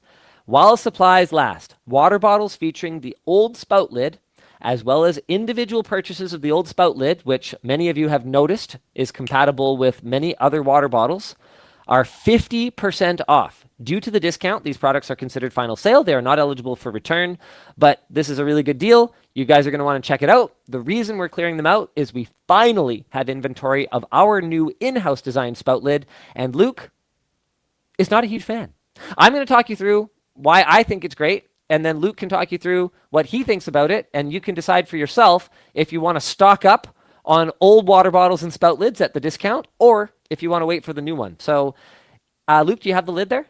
Yes. It features easier cleaning. So there's 2 O-rings. There's the one between the lid and the water bottle, and then there's the one between the spout top and the lid. Both of those have pull tabs on them now, which make them much easier to take out for cleaning. The threading for the spout top is on the outside now rather than the inside. We know that some people are not going to like the feel of the spout top thread against their lips. We went back and forth on this over and over and over and over again. And what it kept coming down to is that our major concerns with the old spout top lid were 2. One was that the clip would break pretty easily. Too easily for us, not that easily. Like, to be clear, if you buy one, it's probably going to last okay as long as you don't drop it. But they did break too easily. And the new one is much, much harder to break. And then the other concern we had is that it's not the easiest to clean. And when it came down to what our design goals were for this product, easy cleaning, was a major one, and we decided to keep the threads on the outside so that it's much, much easier to clean. The hinge has been reinforced to prevent it. Oh, wait, I already said that. It is not yet released, but it will be included on the new restock of water bottles. Luke has some concerns. Yeah, I think the increased cleanliness features are genuinely super cool and probably make the whole thing worth it regardless. What concerns, Luke? There are some downsides that come with it. Like one thing that I noticed is very commonly with the old lid, you could do this. If you notice, I didn't really do much to it, and it immediately went down to this. I'm trying to show, but it's black on a dark background. It went on this downward angle. With the new lid, if you whip it open, even with a bunch of force, it just stays there, which makes it so that with that much force, it actually held position. But when you go to drink it, it hits you in the face. So you actually have to like kind of click it down. That results in some wear that I suspect the support team will get messages about on the little nubbins that hold it in place. But I've been informed that those are designed to do that, so they're fine. I think the support team is going to get some messages because they wear quite quickly, they the first bit of wear looks like a lot, and then it doesn't do much more. I'm assuming, and then it doesn't do much more. Yeah, that is something that I'm actually not very concerned about. Yeah, sure. But worst case scenario, hey, we got you, bro. So. Yeah, exactly. And then the last one is the threads on the outside. Again, genuinely a really big bump for cleanliness and makes it worth it. Yeah. But on the old one, it's incredibly easy to close. I use our water bottles literally every single day extensively. I drink at least 64 ounces of water out of our water bottles every single day, usually more than that. So I'm using them enthusiast. Constantly. Luke has made gallons of pee with our water bottle. Oh yeah, all of them. So I have feelings about this. Okay, that's all. The old ones, opening and closing, you can just do that. 100% accurate every single time. I know now that this is closed. With the new ones, that is not the case because the threads on the outside are less reliable. So, like, did that work? No. And I can tell because the whole lid kind of rocks back and forth. But if you just, like, grab it and turn it, it will work. Like, it's fine. It's not that it doesn't close.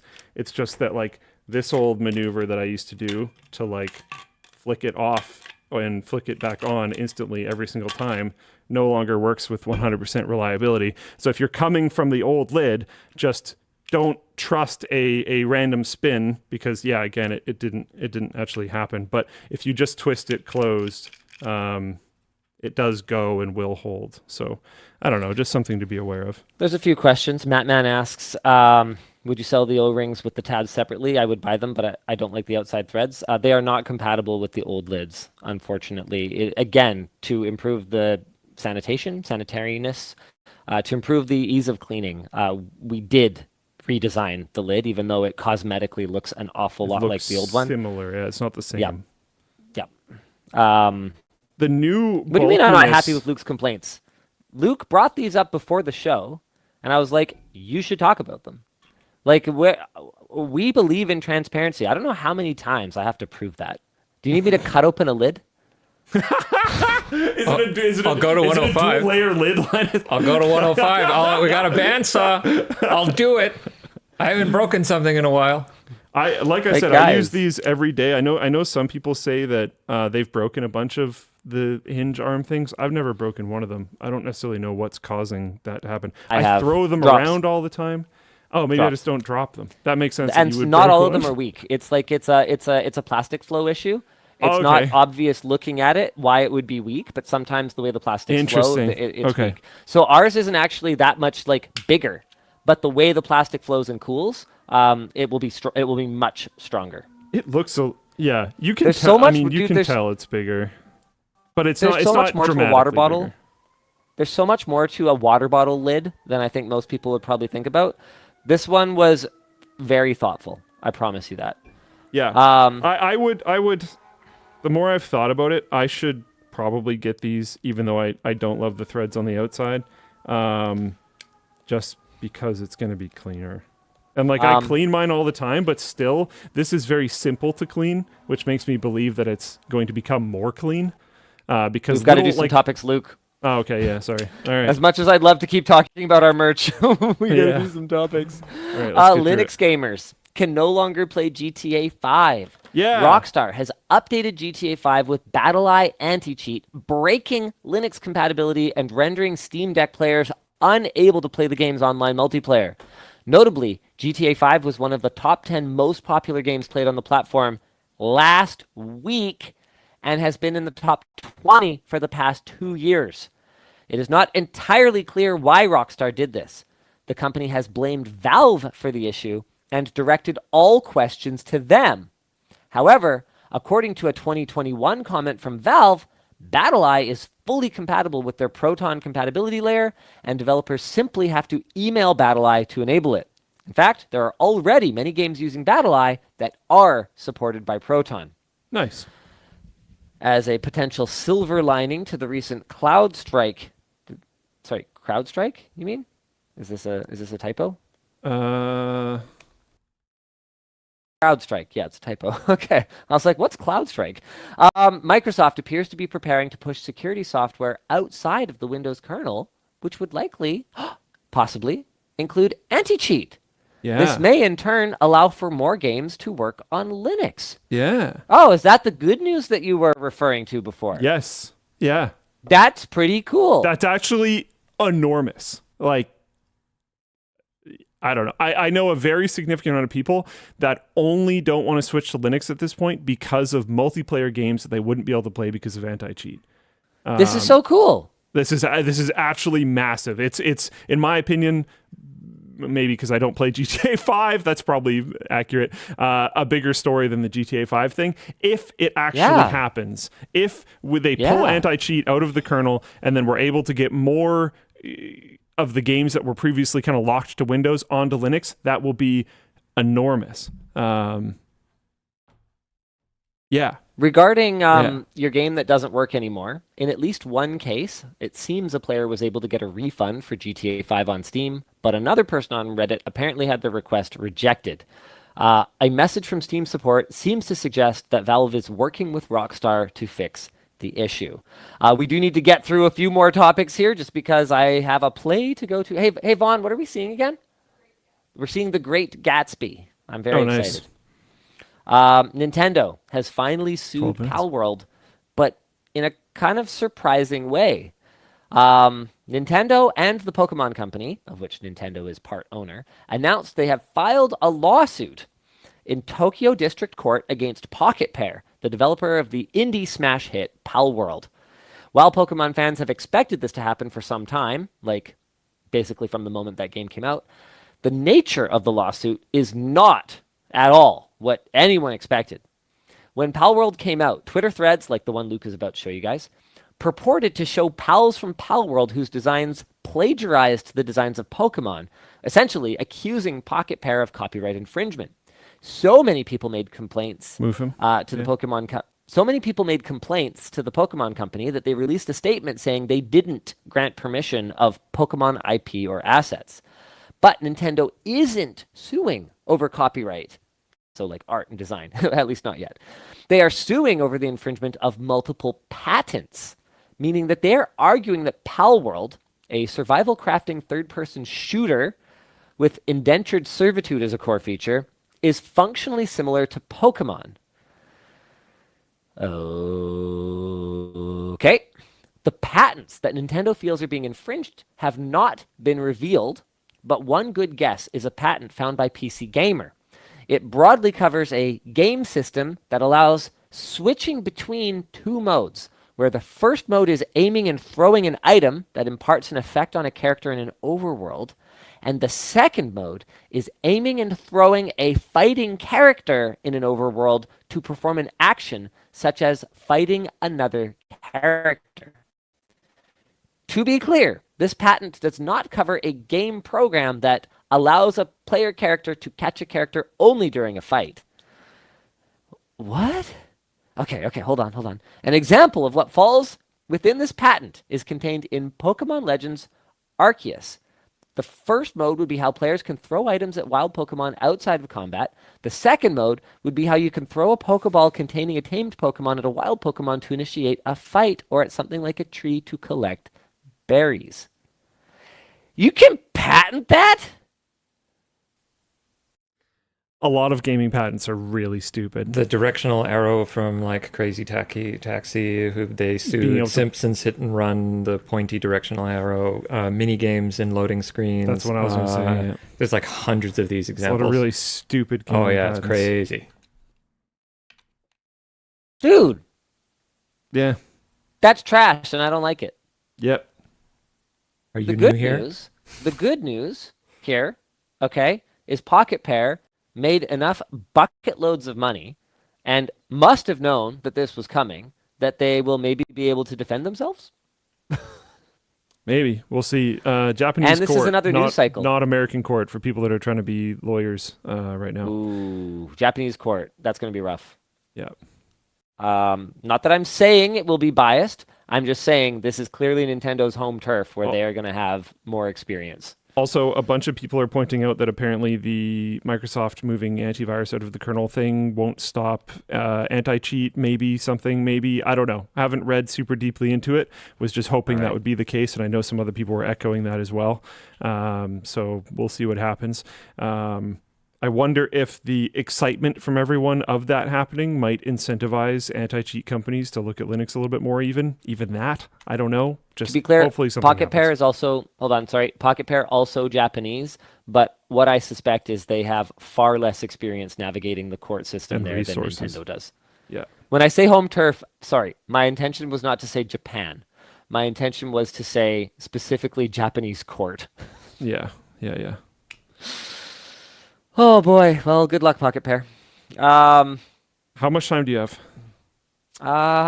Hey Vaughn, how long's the walk? How long's the walk?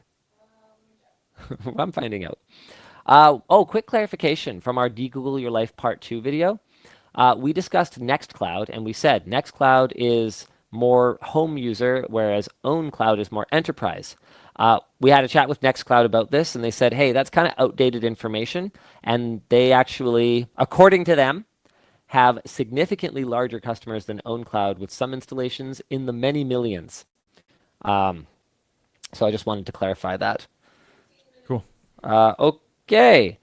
I need to go fairly soon. Should we smash some merch messages before you go? And then save these topics for next week? Because we haven't done You might any have- merch messages. Sure. Let me just see if there's anything extremely important. Yeah.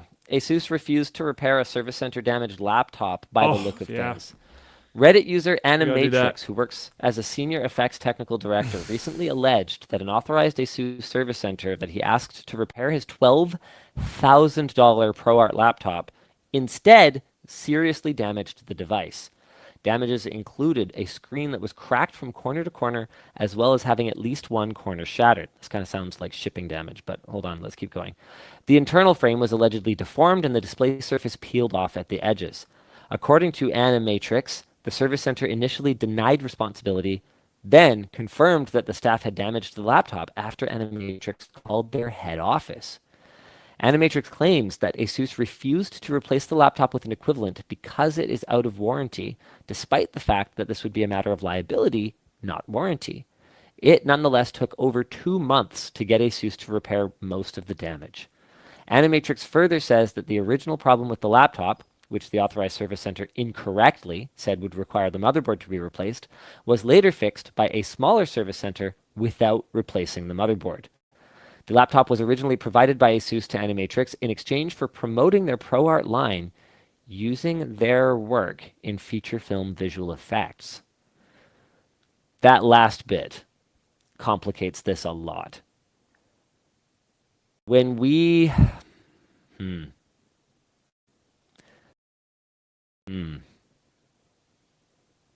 Why does that change things? Well, I don't think that changes things at all, to be honest. This was an out of warranty repair that he did at an authorized service center that they broke his computer at. So it's I don't think it really has anything to do with how he got it. included. The internet frame, they confirmed. If I took my car, refused which to- is Hold on. Was it Did they know it was out of warranty? I'm just checking. Yeah, no, this is Yeah, out they of did. warranty. Okay, no, you're right. You're right. Then it That doesn't has change it nothing at to do all. with how he got it. Yeah. Yeah, okay. Because if it was a sample and this was a warranty conversation, then that gets a little bit hairier because there can be an understanding that, like, yeah, well, here it is, but like, whatever, it is what it is. End of the But road. if this is a service center and an out of warranty situation, if they damaged it, man, they've just got to figure out what their escalation workflow needs to be, because I've talked about this at the very highest level. The willingness to make these things right is there. They just have such a broken process that, like, now I'm the one who has to raise this. The media is the one who has to talk about this instead of just getting the customer's message through to the people who can make this decision and make it right. Yeah, because like if you read the Reddit thread, honestly, this skips a lot of steps. If you read the Reddit thread, if I remember correctly, at one point in time they tried to offer him like some, like, this is $12,000 laptop, right? This is a professional laptop, probably with like a Quadro card in it, stuff Yep. like that. Like, this is not a normal laptop. If I remember correctly, they tried to offer him some like 8 gig, whatever, random standard normie laptop. In response to it, which he was fairly obviously like, no, which is why it took so long to actually get solved. This is really frustrating. They just need to get it together. They need to have like a global escalation line. They need to staff it with people who are empowered to make these decisions, and they just need to deal with this. Like, I'm so tired of seeing this. They've got to be tired of seeing this, you know? Yeah. The last thing we said we would talk about is the Ryzen 9000 launch. According to Mind Factory, a large German e-retailer specializing in electronics, they have publicly available sales numbers that show they've only sold a couple hundred units of 9000 series chips since their launch. However, this doesn't reflect how well AMD is doing in the pre-built market, which seems to be significantly larger. That's wow, that's a bummer. I guess it turns out that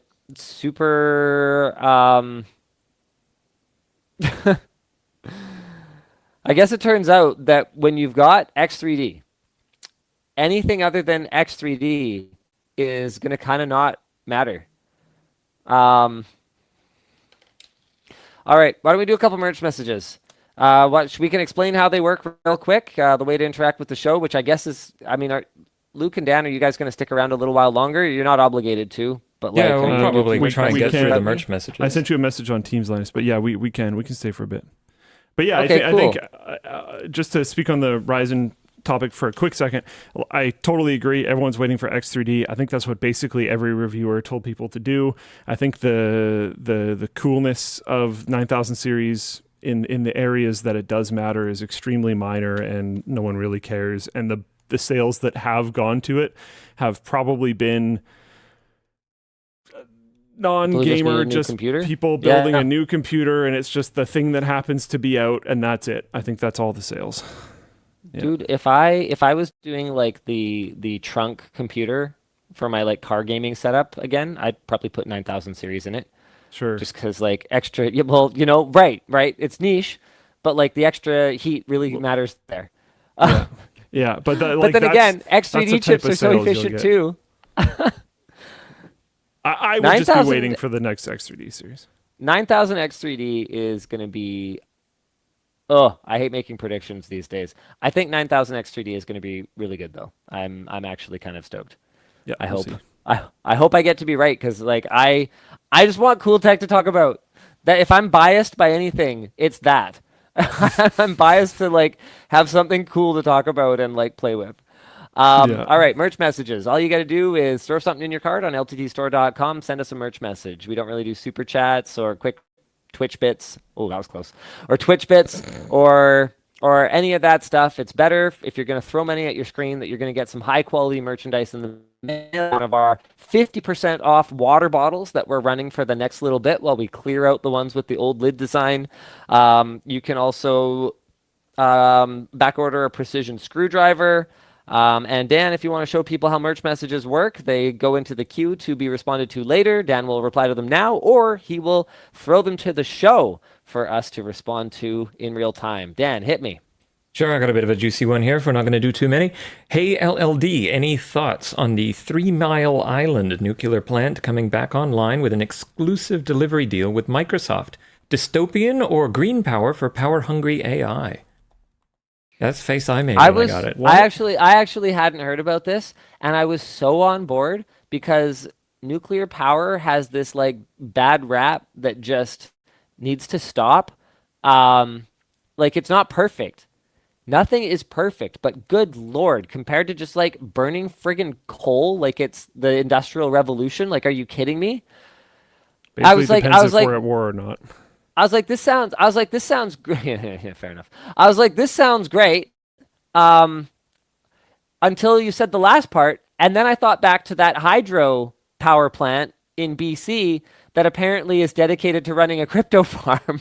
And I was like, man, really? Like, really? Yeah. I don't know. I hadn't heard about this. I don't know. Really? It's better than burning coal. Unless there's an active war. Yeah. Yeah, but like this isn't replacing any of the dirty power that like we're producing for things people actually need. This is just this is additive. Yeah. Yep. Well, wait, is this for Microsoft? Yeah, for Microsoft's AI. Yeah, so I mean, they were gonna do something. So it's either build a coal plant or do this because there's all these projections right now of the power generation that the States is going to have and how it's going to change over the next coming years and how it's going to massively outpace previous predictions and yada yada yada. So this power increase is going to come from somewhere. So I understand what you're saying. Where like we're not replacing like heating people's water with coal, but they were gonna make it somehow. All right. So it's either more coal plants, new ones, or this, or something else. I don't know. Right? There's all these different options. How about we? Okay. Well, okay. You know what? Fine. If this is a thawing of the frigid enthusiasm that there's been around nuclear power for a while, then I'm happy. There. Yeah. Okay, Dan, hit me. Sure. Oh, geez. Let's see. Linus, I thanked my wife for doing my laundry, as you said. Any news about the moist pocket? Thank you for solving my problems. Greeting from Belgium and my wife. I forget what the moist pocket even is. I think it was in a pair of pants you designed, like an internal pocket. Dude, I say random stuff all the time. I do remember this. There was like a zippered internal pocket, a pair of sweatpants or something like that. Oh, a water-resistant moist pocket. Oh, it was like sweat-proof. Because if you just have like a sweaty ass, then I guess like your stuff won't get wet. It might be a typo. They are from Belgium, and there's some errors in here. I think I was meaning, guys. I don't think we're gonna have a moist pocket. Any pocket can be a moist pocket. Yeah. I mean, nothing's impossible, but not today. Not today. Okay. I am wearing the new cargo pants though. If you do have one, see me right now. Don't call it that. There. Cargo pants. Yeah. Woo! All totally normal pockets. Yeah. Lots of them though. Lots of moist pockets. Linus, how are you doing for timing? You're 5 minutes over now, I believe. You still okay? I need to go in like 5 minutes. Okay, can do. Question for Linus. With your Taycan, what's your opinion on Porsche's new EVs? Updated Taycan Macan EV, 718 EV. Will you buy a new Porsche EV in the future? Why or why not? It's funny. My nickname for my car is the Taycan because it like has issues with it sometimes. It's been recalled like 4 times or something like that. Overall, though, I love driving my car. Like Luke has heard me talk about it a fair bit. Like outside of WAN show, that is a happy purchase. The acceleration is, not the most important thing for killing it at the track and whatever. But I like driving around in something that literally accelerates the way the Incredicoaster does at California Adventure Park. My kids love it. They're always like, do launch control, do launch control. You know, like I enjoy it.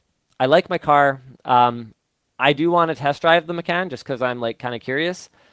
I have no interest in the 718. I don't even really understand Porsche's lineup. Like it doesn't really make sense to me. Like the whole 911, 91 something, like I don't understand like the different generation nomenclature. I'm not really a car guy. I just like my car.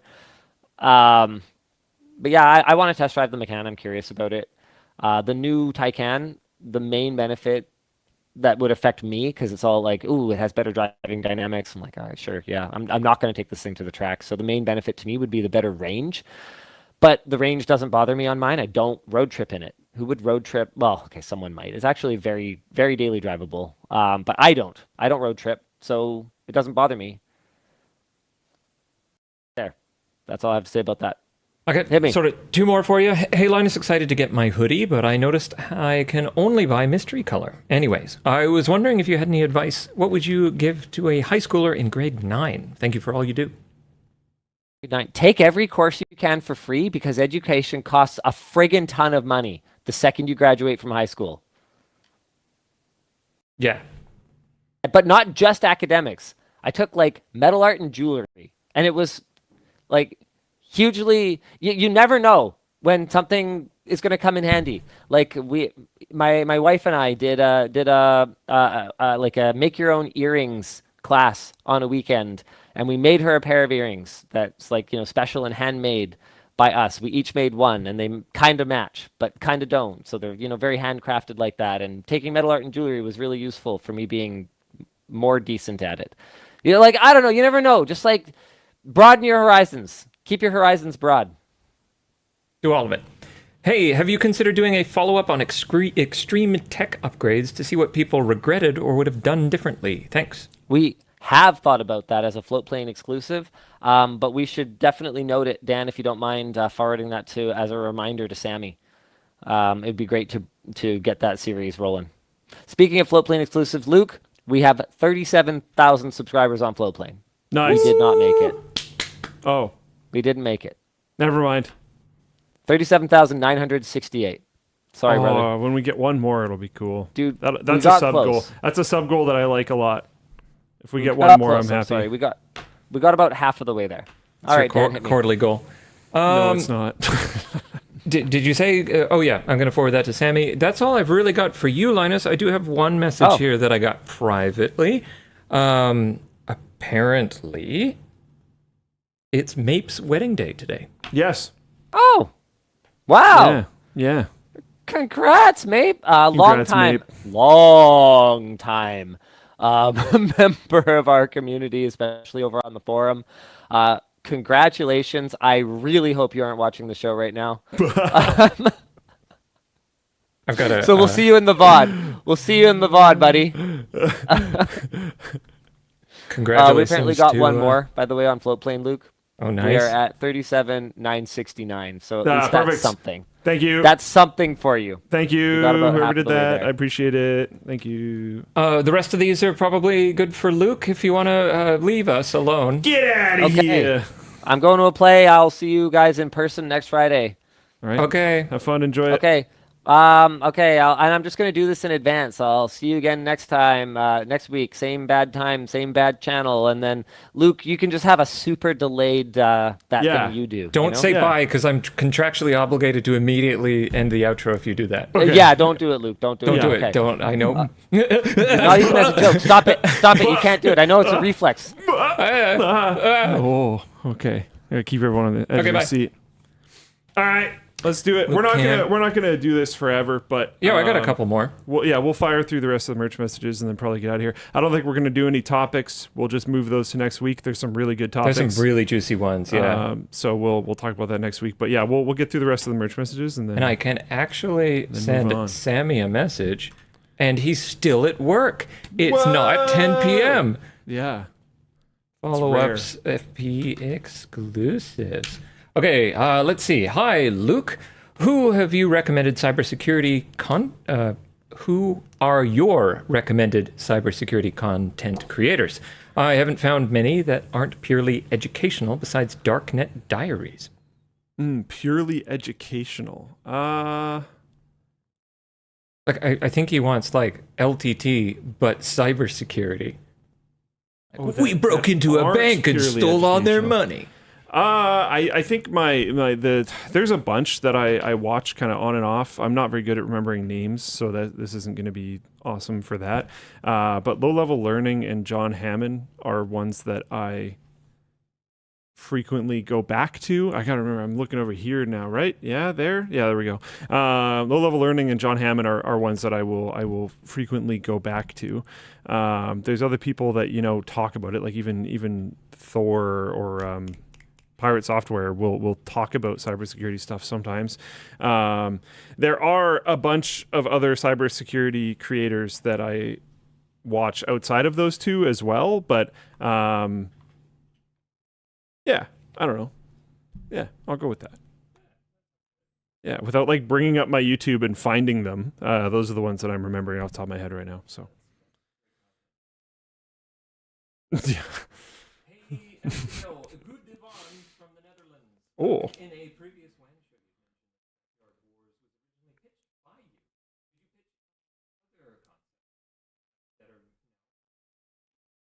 that are now LTT stables. I don't know how many still are. Kick Farted was a thing of mine, which kind of died alongside Kickstarter. It's not as popular anymore. So that. Oh, Dan was muted. Dan, say it again.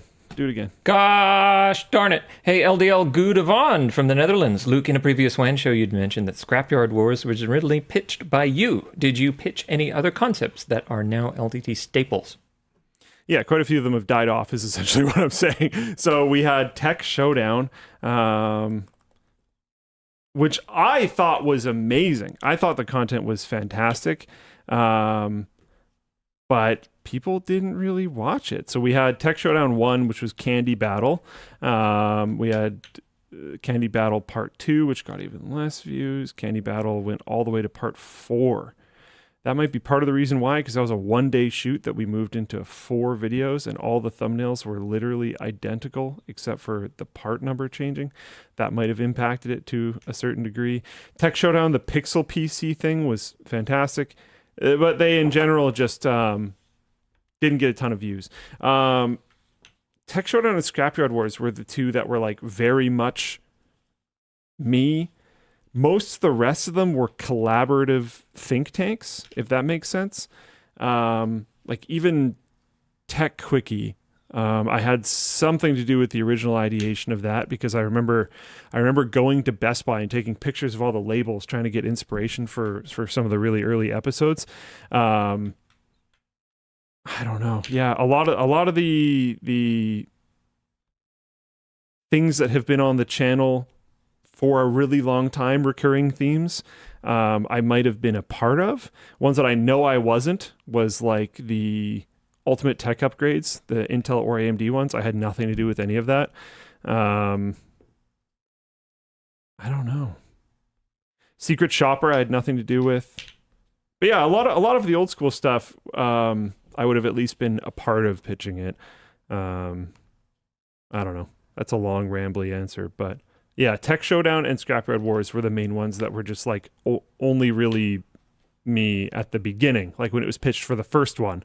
And then from there, it usually moved on to other people. Like the most recent Scrapyard Wars, I didn't do anything to plan it, literally at all. I didn't even know what the theme was. I didn't know anything going into it. That was all other people. So they've kind of passed on from my hands now. But yeah. Hey, DLL, I am a working cybersecurity professional for a similar sized company as yours. Cool. How do you manage people's expectations when going through the transition of being ad hoc startup to corporate? Luke just implodes. Yeah.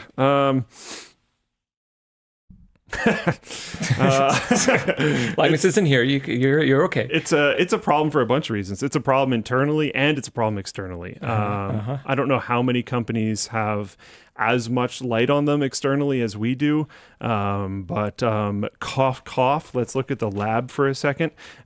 People seemed to assume that, almost instantaneously upon the lab existing, our testing was going to be at some new level just overnight. And I think that created a lot of pressures, which those pressures were a little bit antithetical to some of the ideas of how the lab should have worked, which created the cyclical problem where that created a bunch of issues, both internally and externally. I think I love the when the YouTube channel gets hacked back in the day, and people are like, "What, a tech channel that got hacked?" As if that has anything to do, as if we're cybersecurity professionals for one, and then for two, as if everyone in the company is. What are you talking about? We set a computer on fire the other week to make it cool down. We don't do cybersecurity. Yeah, there's a lot of really weird expectations come from people that have often no idea what they're talking about. I had them before I started here. I was super intimidated that everybody here was going to be a computer expert, and you have me coming in doing tech support, and it's like, "Hi, my computer's broken." And I'm like, "Oh God, here we go." Over and half the monitor no idea. was turned off. They're just all experts at their it's a joke, right? That actually happened here. Oh yeah, I think it was unplugged slightly. The power cable was half unplugged, which is fine, but they're all experts at doing their thing. Yeah.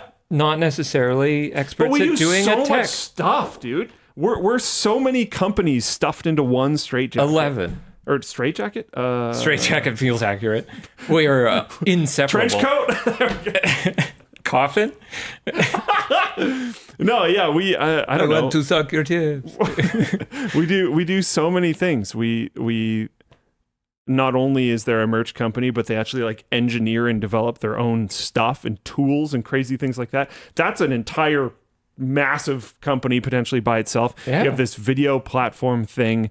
We have the content creation arm. We have our own business team instead of farming it out. We have our own editors instead of farming it out. We have our own accountants instead of farming it out. We do so much stuff. We have the lab. We have logistics. We have procurement. We have I'm sure I'm missing half the company somehow. There's all of your so company much stuff. You handle everybody's backline stuff, right? The Teams and the Google and the, infrastructure. Yeah, infrastructure. We didn't farm out that either. We've got global infrastructure and local infrastructure. Yeah, that's true. We have cloud and local.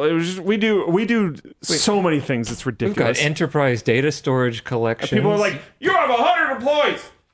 We're in a company of 100 jobs. This thing must be perfect. And it's like, well, no, we don't have 100 employees working on that. We have one.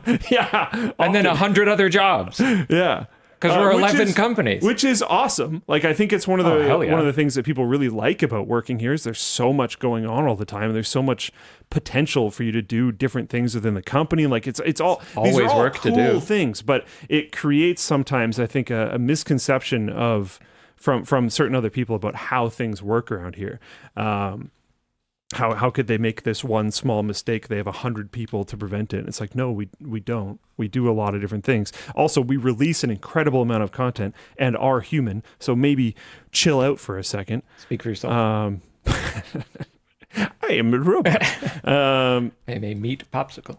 But yeah, managing expectations. I think one of the best things you can do, and I'll word it this way because it usually gathers more people's attention, but one of the best things that you can do is lie about timelines. What I really mean is one of the best things you can do is be realistic about timelines. But everyone involved, whether it's software developers, whether it's building contractors, whatever, they all think that everything's going to go perfectly and that they're going to get it done at this optimistic and realistic looking timeline.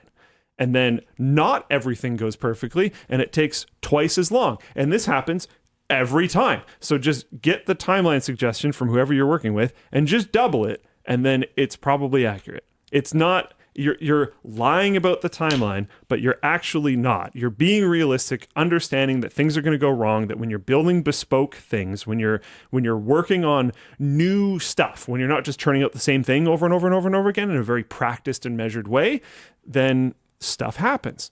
Things don't fit to schedule. So you need your schedule to be malleable so you can deal with that. The best way to manage expectations, in my experience, is the extremely old saying of under promise and over deliver. Don't set the expectations too high. And if people have expectations that are too high, despite that, meet with them and try to bring those expectations back down to reality, because it'll just be better for everyone.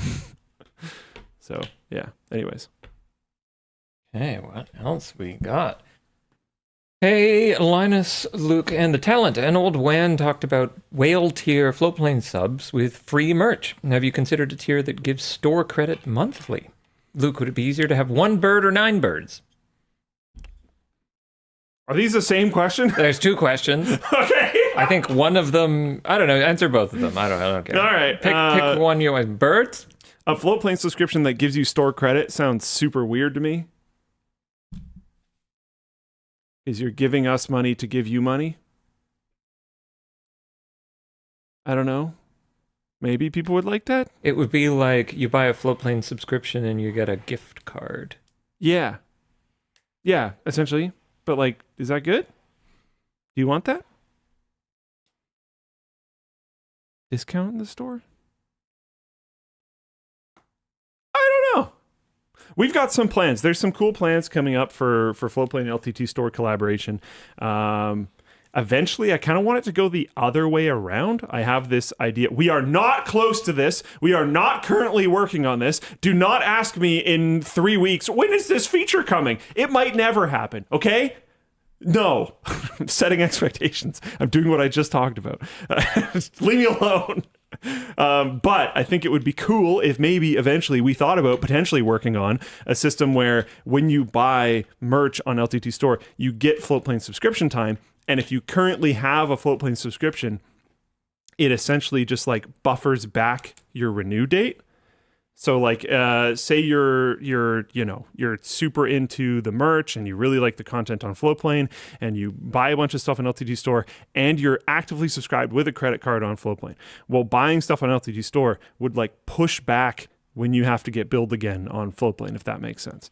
Or would just every time you buy something on Floatplane Store, on LTT Store, maybe you just get a little bit of Floatplane time for free and you weren't previously subscribed. I think both of those are pretty interesting use cases. We are far from that being a thing. I don't know if that'll ever be a thing, et cetera, et cetera, et cetera. Stop. Please leave me alone. There are many other things we're working on before then, but I think bridging the two in a variety of ways is cool. I think a lot of the people that like things from LTT Store are probably similar people to the people that like Floatplane. So I like the idea of somewhat of a collaboration between the two platforms. But for a variety of reasons, both of them not originally being built with that in mind, it's not necessarily the easiest thing ever, but would be cool for people and is something that we are definitely interested in doing. Someday, sometime, not soon, go away. And then, is it easier to have 1 bird or 9?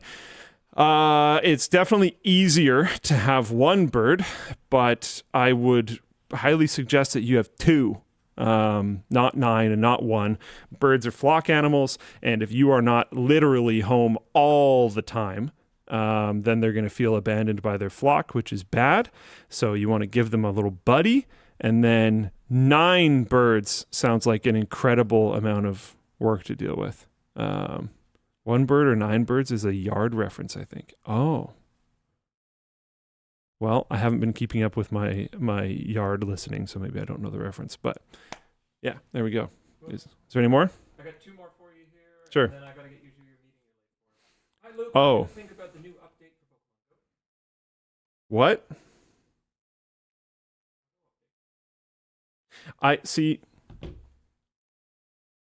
I don't play Pokemon Go the way a lot of people play it. So I don't play as much in like I don't pay as much attention to the updates and stuff. I was muted again. God. Okay. Somebody asked me what I think about the new update to Pokemon Go. What do you think about Pokemon Go? I don't really know what they're talking about. If they're talking about the Dynamax thing, yeah, I think so. It seems kind of neat actually, because I like that the Dynamax locations are not super far apart. I do think most min-maxy gamers are going to interpret this as, oh, I should get in my car and drive to all of these, which sucks a lot. But I would hope that people notice that there's a limited amount that you can do every day. So as long as you have the time, you might as well just go walk to them. And then they're close enough that it's fairly reasonable to walk from point to point. So I'm using it as a walking thing. If that's the update that they're talking about, then yeah, I think it's generally a good thing. It incentivizes getting out there and getting new stuff because your old catalog of Pokemon are useless in that arena. And hopefully it gets people out walking. If it does not result in you walking, I think it is a bad feature that you should ignore in regards to playing Pokemon Go, because I will yet again say that I think Pokemon Go itself, the game, is actually terrible. But as a mechanism to get you outside and walking, it is god tier. It is both of those at the same time. All right, next up. Okay. Luke, as a man who drives cars until I get the best trade-in value by pushing it to the scrapyard, I understand your love of the current car. Have you thought about what comes after the magic smoke? Not really. Pretty much all my hope has gone into Acura releasing a plug-in hybrid version of the, like, what are they on right now? TLX or whatever. That's been a hope. I hope they do it soon so that by the time I want to buy it, I can get a used one that's a few years old. Yeah, I don't know. I haven't put a ton of thought process into it. I don't love straight EVs. At these days, I don't love straight ICE cars either. I really like the idea of plug-in hybrids. I have driven my girlfriend's Prius Prime plug-in hybrid a few times, and the main problems that I have with it are that it's just like, I don't know, I don't fit in that car as well as I do in mine, which is what brings me back to wanting an Acura, because I have never been in a car that feels as like naturally comfortable to me as my car does. So I like the idea of hopefully they still feel that way and I can get a new one. Not brand new, a new to me. And then better not. I'm leaving right now. Yeah. Don't worry. Dead to me. You have permission to take me out. But having the power and efficiency of a plug-in hybrid, because like the power, dude, when you put it on like use both drivetrains mode, dang. Most supercars are hybrid now. Yeah. And there's a new one that came out, which is like the first 30 kilometers an hour, 30 miles an hour, full electric until the engine's peak torque comes in. And then it's like unlimited power. So sick. Forever. It's so sick. Yeah. And then the ability, you still have infinite range because you can fill up at pumps whenever you want, but you have that efficiency of if you're just commuting to work and back, you can probably just plug it in. Like plug-in hybrids are peak in my opinion. So best of both. If I am able to get a plug-in if I could just take my current car and assume the frame is in perfect condition and stuff, which I'm sure it's not, if I can assume all that stuff is fine, if I could just literally have the shell of my car, but it was a modern plug-in hybrid engine that was in the performance category that my car is in, I would be super stoked, which is why I'm just hoping that Acura eventually does that so that I can get the closest possible thing to what I currently have, but with a modern plug-in hybrid engine. You pay me for that, I'll do it. Find the engine. We'll get a rusted out one. We'll get a rusted out one. I'll do that. That sounds like a fun car project. Oh man. I get Salmon over here. We'll drift it. Be sick. So that's all I got. Yeah. Okay. Thanks for watching. Thanks for watching the extended period. We'll see you next week. All those fun, exciting things. Bye.